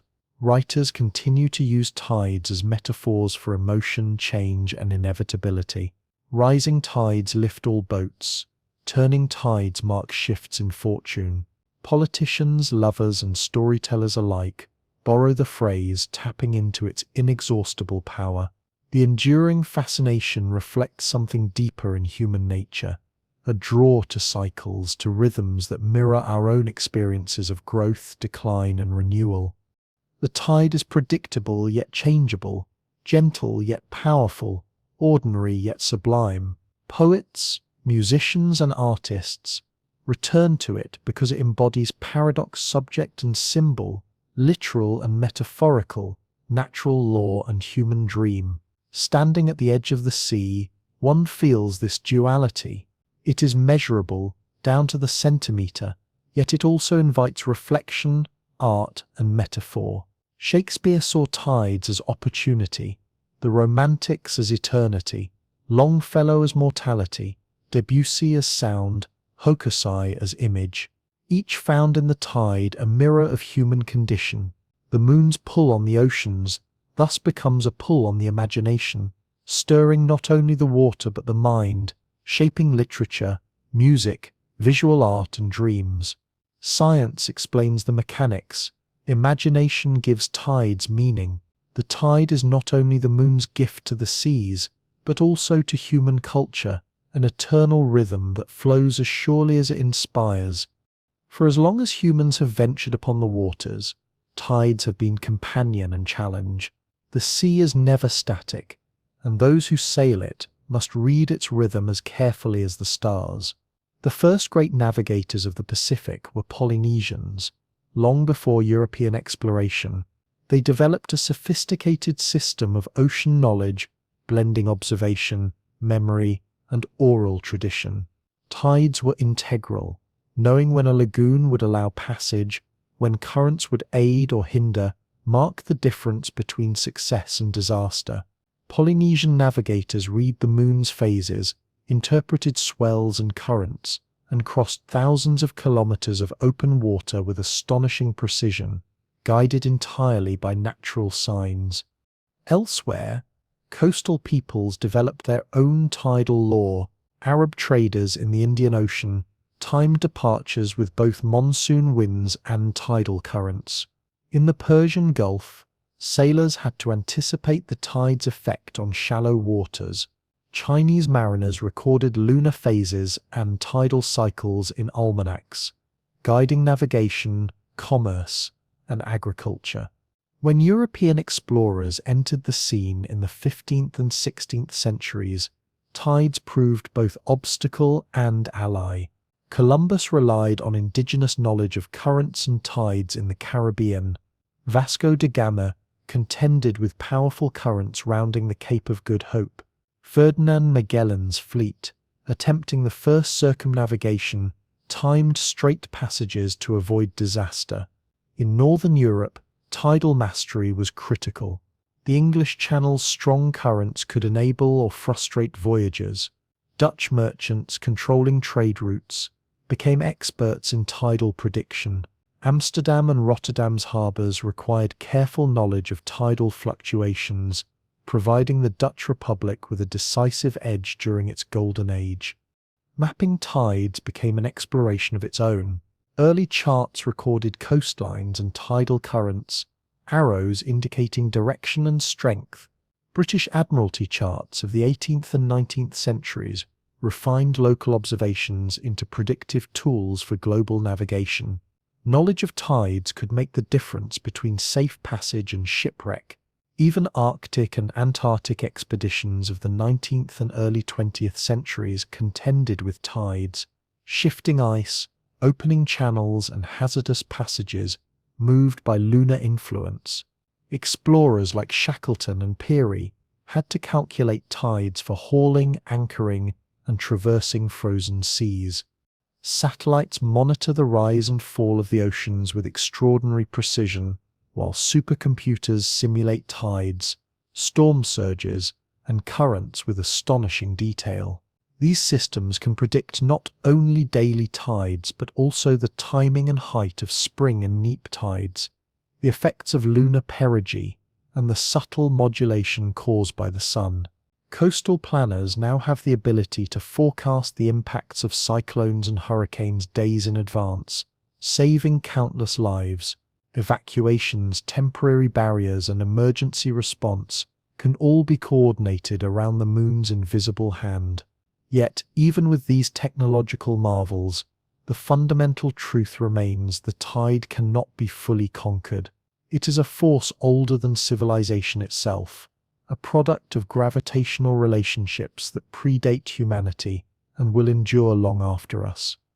The interplay between tides, storms, and human society continues to shape culture, settlement, and commerce. Coastal cities are built with tidal considerations at their core. Ports are aligned with natural currents, bridges are raised to accommodate high water, and seawalls are engineered to resist both ordinary tides and extraordinary surges. Even tidal energy projects, designed to harness the ocean's rhythmic rise and fall, are a direct result of understanding the moon's influence.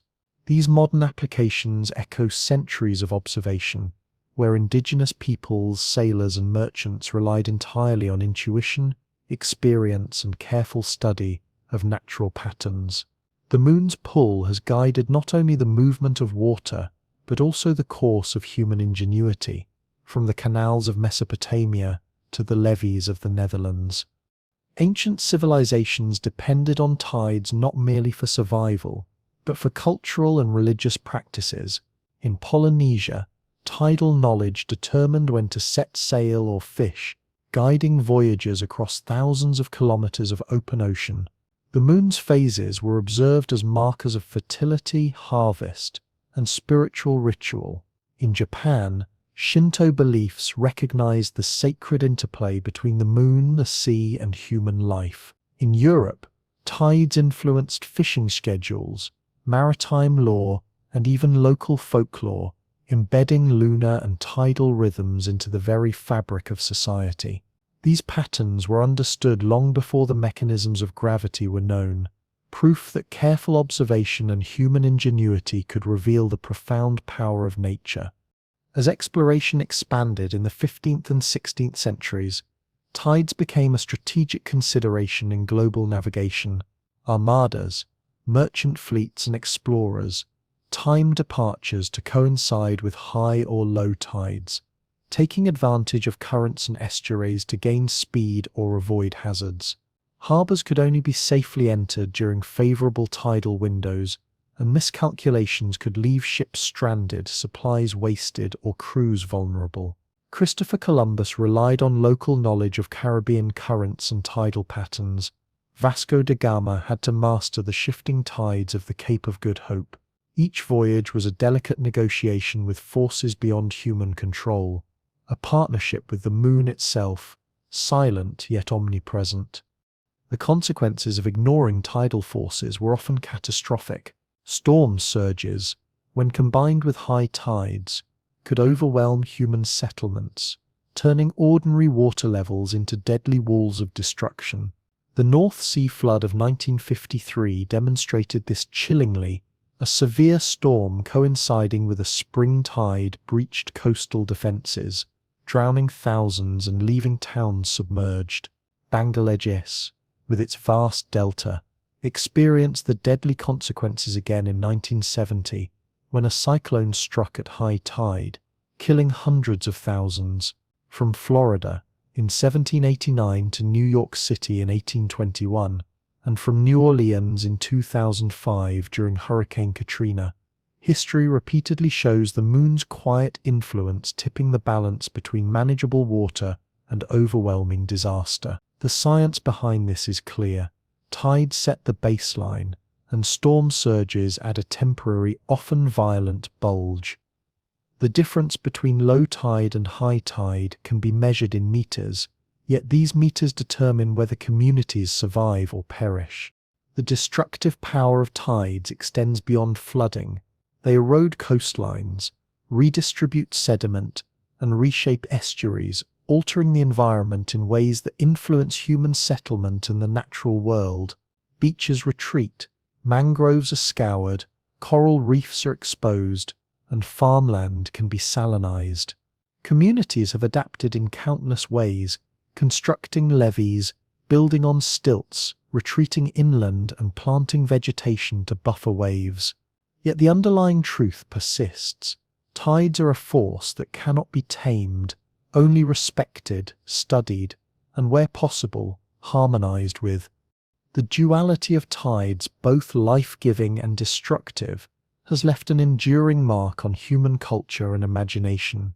Folklore personifies tides as capricious, sometimes benevolent, sometimes vengeful. Sea gods, magical jewels, and mischievous spirits represent humanity's attempt to understand forces that are simultaneously predictable and unpredictable. In literature and poetry, tides symbolize time, emotion, and fate. From Shakespeare to the Romantics, from Longfellow to modern writers, the ebb and flow of the ocean has served as a mirror for human experience. Science explains the mechanics, but the imagination captures the essence. The moon tugs at water, shaping not only the seas but also the human mind. Even today, standing at the water's edge evokes this dual sense of awe and humility. Technology allows us to predict tides to the centimetre, yet the sheer scale and persistence of the forces involved, millennia of gravitational interplay, remind us that we are participants in a vast cosmic rhythm. Fishermen still observe tidal currents to guide their nets. Sailors must plan voyages with lunar timing in mind. Engineers design for events that may occur centuries apart. The moon remains the unseen partner in every tidal calculation, every successful crossing, and every coastal triumph. Rivers and estuaries demanded equal respect. The Amazon, Ganges, Thames, and countless smaller waterways presented tidal bores, sudden surges racing upstream, defying the natural flow of rivers, and capable of aiding or devastating travellers.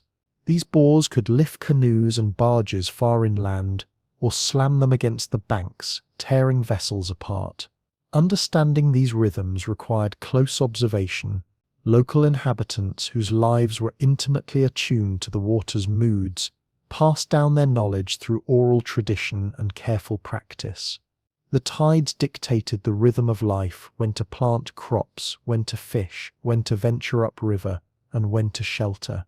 Every wave and current became a sign, a warning, and a guide. In navigation, commerce, warfare, and exploration, tides dictated strategy. Armadas waited for the right hour to depart. Merchants launched their ships with the lunar rhythm in mind, and military campaigns relied on timing aligned with the rise and fall of the sea. A miscalculation could result in wasted provisions, weeks of delay, or total disaster. The moon, though unspoken in official logs and charts, was the invisible partner in every decision. Sailors may have sworn by wind and stars, but it was the tide shaped by lunar pull that often determined success or failure. Even after the invention of the compass and chronometer, tides remained indispensable. Precise positioning alone could not substitute for understanding the rhythms of water. A ship might know exactly where it was, yet still run aground on a shallow bar, misjudge a rapid current, or fail to reach a harbour because the tide had not risen enough. Admiralty tide tables, first published in the early 19th century, distilled centuries of meticulous observation into usable predictions, allowing sailors to harness the moon's pull instead of fighting it. Polynesian voyagers, Arab traders, Chinese mariners, and European explorers all shared one fundamental truth: tides could not be ignored. They were the pulse of the planet, a rhythm demanding respect, understanding, for those who heeded it, mastery. Tides shaped routes, dictated timing, and often decided success or failure. The moon, distant and silent, remained in the background of human exploration, turning the oceans into a living, breathing map. Today, satellites and computer models provide tidal predictions with astonishing precision. Ships navigate shallow waters with electronic charts, displaying depth and real-time tidal data. Yet, the principle remains unchanged. Every voyage, from a fishing boat leaving a small harbour to a massive container ship crossing oceans, depends on the rhythm set by the moon. The silent partnership continues, though now measured in terabytes and algorithms rather than intuition and oral tradition. Looking back, it is remarkable to realize how much of human history at sea was guided by this unseen companion. The spread of Polynesian culture across the Pacific, the flourishing of trade across the Indian Ocean, the voyages of discovery that linked continents, all were shaped by tides. The moon's gravitational pull may be invisible, yet its imprint is written across history, etched into the maps, logs, and even the outcomes of wars and commerce. The story of exploration is therefore not only about daring captains or sturdy ships. It is also about timing a departure to coincide with the rising tide, slipping into a harbour when the moon permits, and trusting a rhythm that has guided sailors for millennia. The great voyages of the past were carried not only by wind and courage, but also by the patient, predictable pull of the moon, the navigator no one ever saw but everyone relied upon. Most of the time, tides are gentle companions. They roll in and out with quiet regularity, offering fishermen their harvests, children their sandcastles, and port towns their access to trade. Yet the same moon that tugs softly at the oceans can, under the wrong circumstances, contribute to tragedy. When tides coincide with storms, the results can be catastrophic. A normally predictable rise and fall can become a weapon of destruction, the gentle rhythm transformed into a raging torrent. This is the dual nature of tides, ally and adversary, gentle rhythm and dangerous surge. At the heart of many coastal disasters lies the storm surge.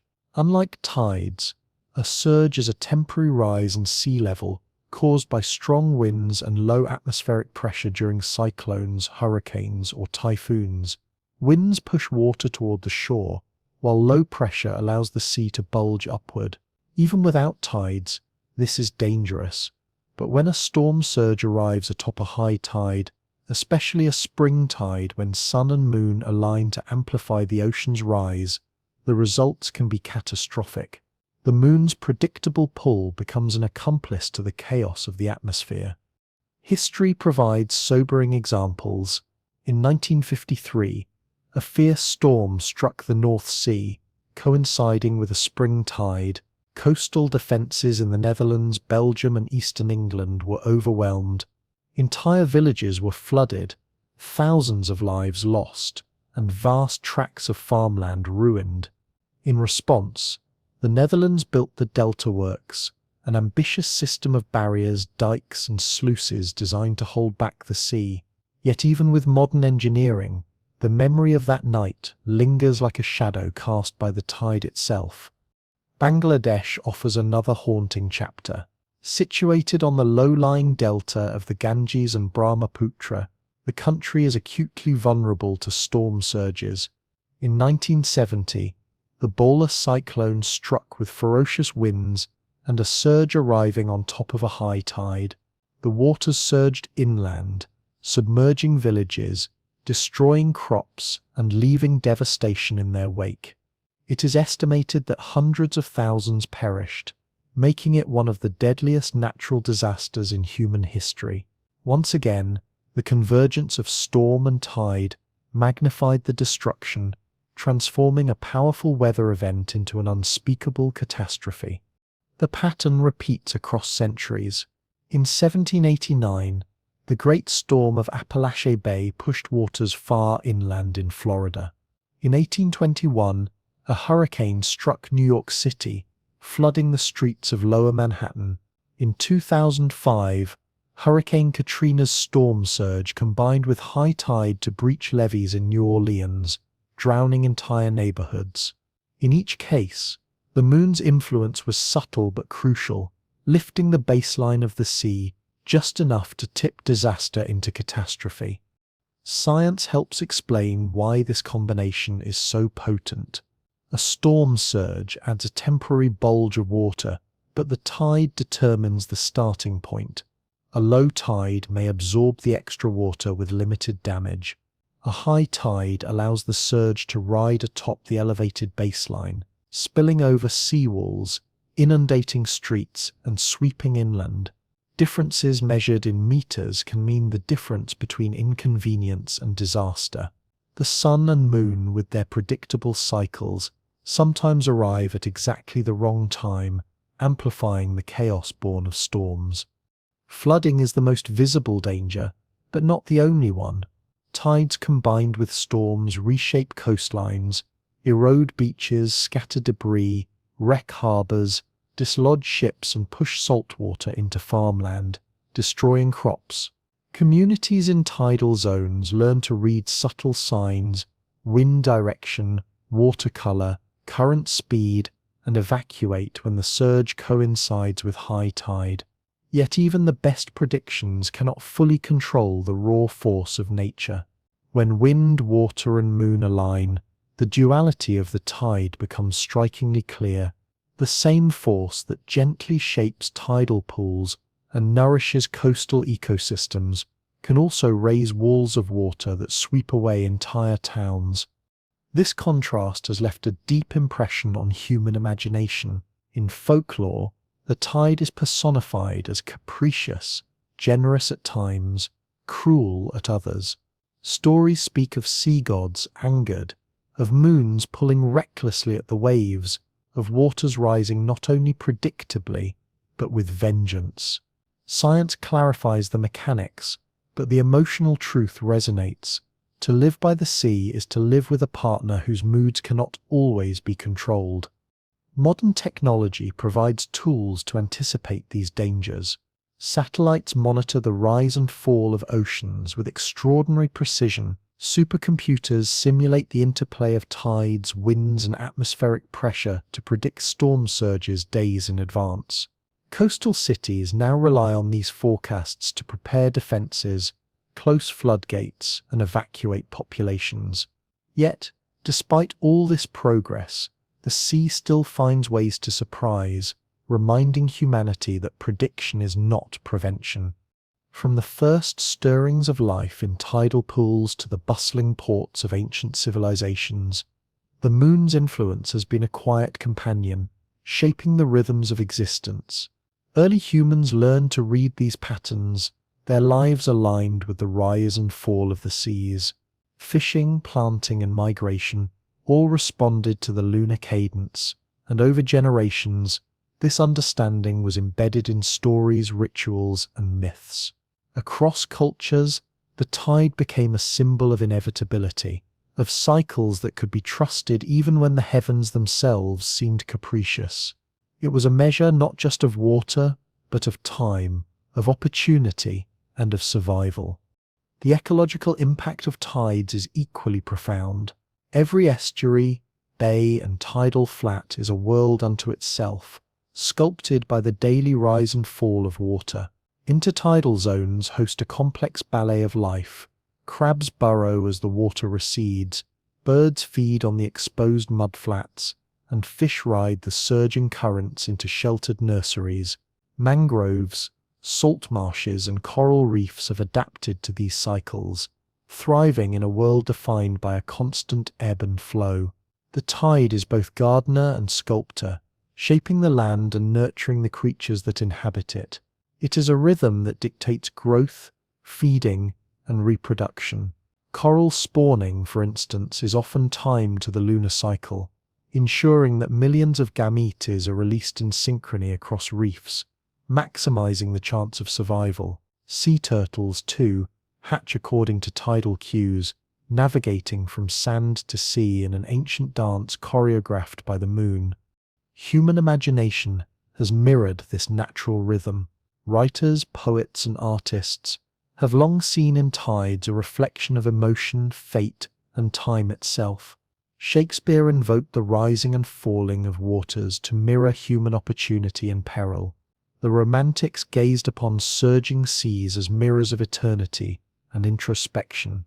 Hokusai's Great Wave captures both the beauty and danger of the ocean in a single image, a frozen echo of perpetual motion.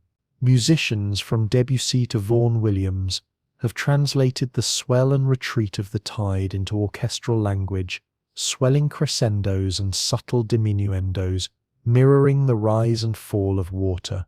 Across media, the tide remains a bridge between observation and imagination, science and poetry, the literal and the metaphorical. The story of tides is also a story of human ingenuity and resilience.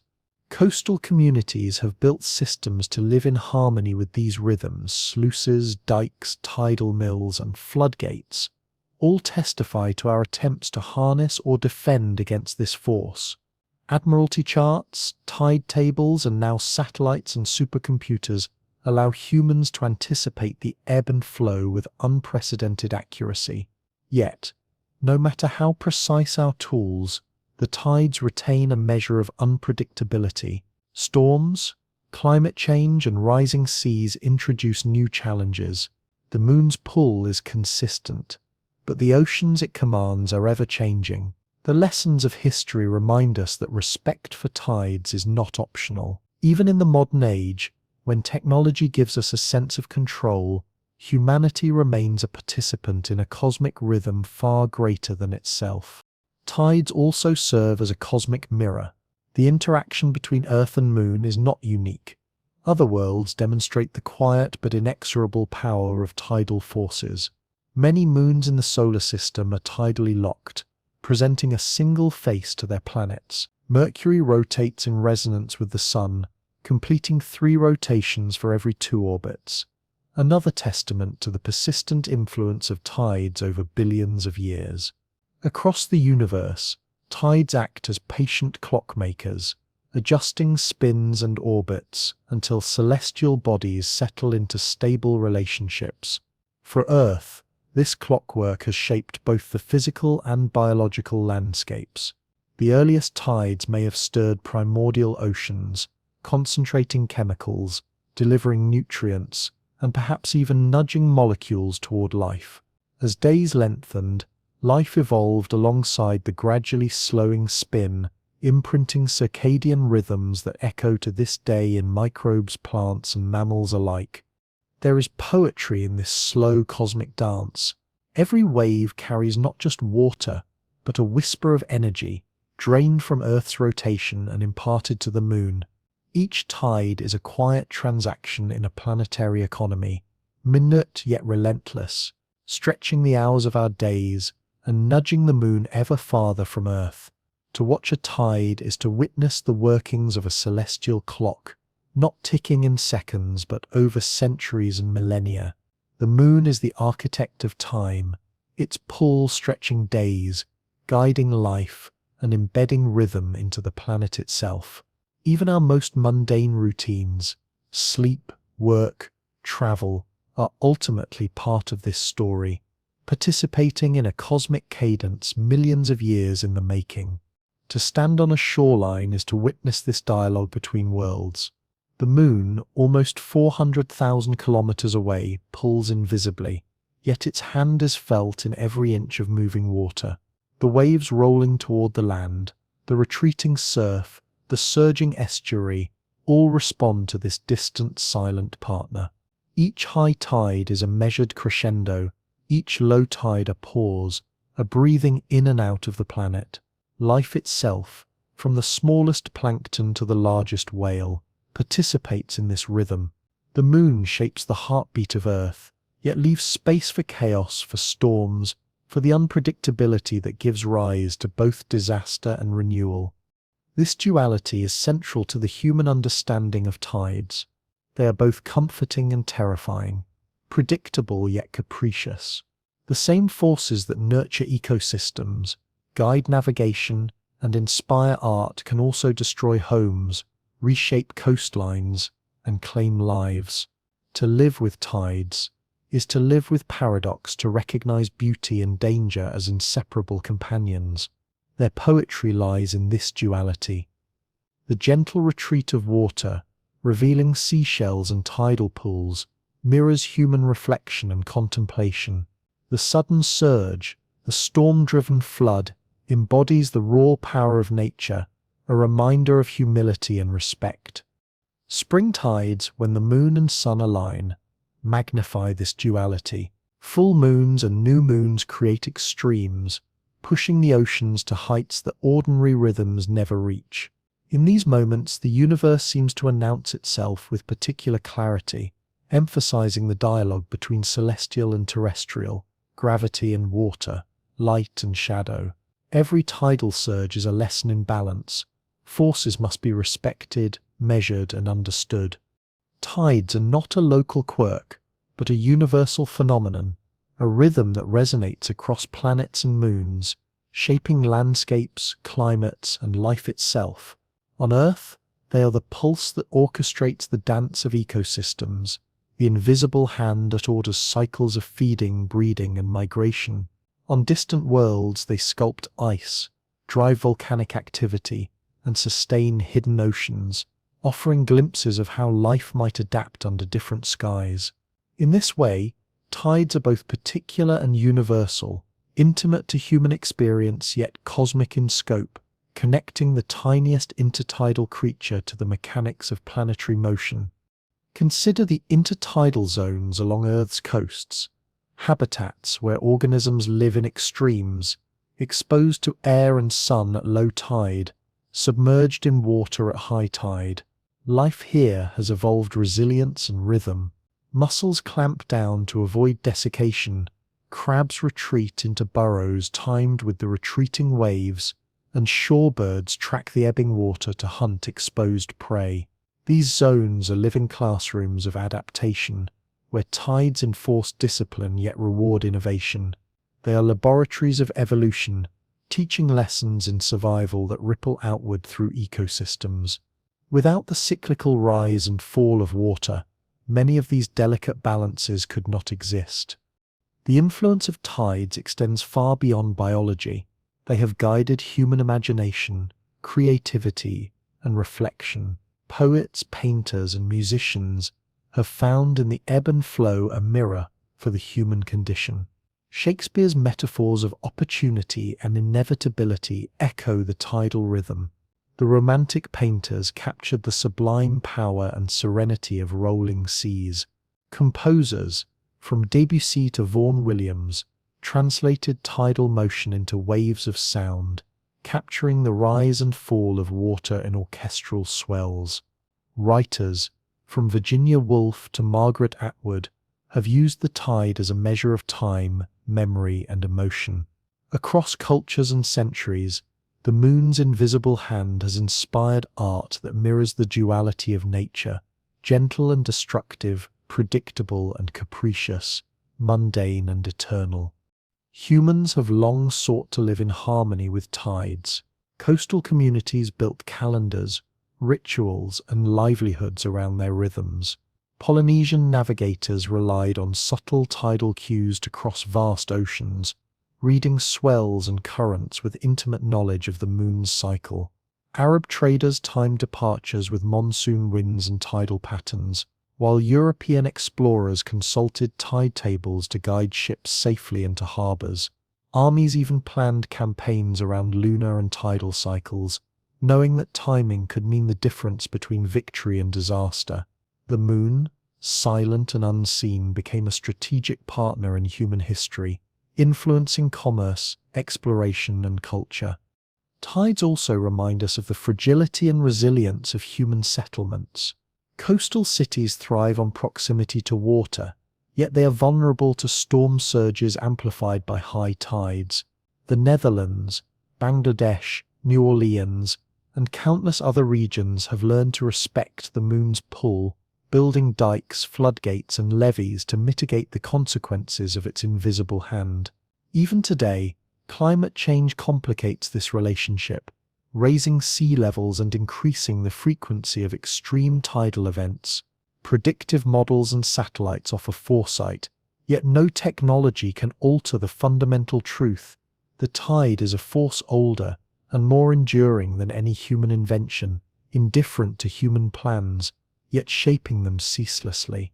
On a deeper scale, tides are storytellers of planetary history. Fossil corals, clams, and stromatolites record microscopic daily and seasonal layers, evidence of Earth's past rotational speed and the moon's gradual slowing of the planet. Hundreds of millions of years ago, a year contained hundreds of days, each far shorter than the 24-hour span we now experience. The ancient oceans surged with colossal tides, sculpting coastlines, redistributing sediments, and stirring chemical processes that may have nurtured the earliest life. These small, persistent forces, water pulled by gravity, have quietly shaped the evolution of our world, influencing life, climate, and geology over eons. Even in the human body, echoes of tidal time persist. Circadian rhythms, sleep cycles, reproductive patterns, and migratory instincts are all linked, in subtle ways, to Earth's rotation and the cycles it governs. Life evolved under the influence of tides and light cycles, adapting to rhythms measured not in hours, but in the gentle pulsing of oceans under lunar influence. From microbes to mammals, the beat of the tide has left its mark, embedding a cosmic rhythm in the biology of the planet. Beyond Earth, the influence of tides is no less profound. Moons across the solar system, like Europa and Enceladus, maintain liquid oceans beneath ice through tidal flexing. Volcanic activity on Io is powered by gravitational tug-of-war. Even exoplanets may experience tidal locking, showing one face perpetually to their star, shaping climates and the prospects for life. Tides, in this sense, are a universal sculptor, a mechanism through which gravity imposes rhythm, time, and opportunity throughout the cosmos. To stand at a shoreline is to be at the center of this narrative. Every wave rolling in is a heartbeat, every retreating swell a breath. Observing the tides is to participate in a dialogue that has lasted billions of years, Earth breathing, oceans responding, the moon tugging gently, steadily, invisibly. It is a meditation on impermanence and endurance. Rocks wear down, shores erode, civilizations rise and fall, yet the tide continues, a constant reminder of natural cycles beyond human control. In this way, tides are both teacher and companion, illustrating that change is not always loss, and permanence can exist alongside flux. There is poetry in this quiet persistence. The moon does not speak, yet it commands attention. It does not act violently, yet it wields influence across continents, oceans, and time. Its pull orchestrates life and death, abundance and scarcity, growth and erosion. Through tides, it leaves a record not only in water but in stone, in fossils, in the very arrangement of coastlines. Each crest and trough is a chronicle written over eons, a story in which gravity, water, life and time are all entwined.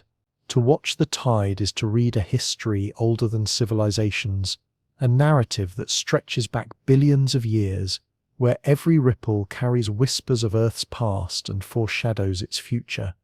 Ultimately, tides connect us to the vast rhythms of the cosmos.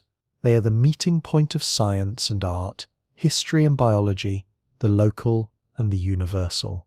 They remind us that Earth is a living, breathing system, with cycles that transcend human lifespans, shaped by forces both visible and invisible. The moon is a quiet partner, and the tide is its voice. Together, they have created a rhythm that has guided evolution, inspired culture, and shaped civilization itself. Standing on the shore watching water rise and fall, we participate in that rhythm, feeling for a moment that our own heartbeat is part of the same song, that we too are carried along in the quiet, steady pulse of the universe, a universal language spoken wherever gravity stretches and pulls. The tides remind us that the relationship between Earth and Moon is only one verse in a far larger cosmic poem. Across the solar system and beyond, tides have shaped planetary rotations, created volcanic activity on moons, and maintained oceans beneath frozen surfaces.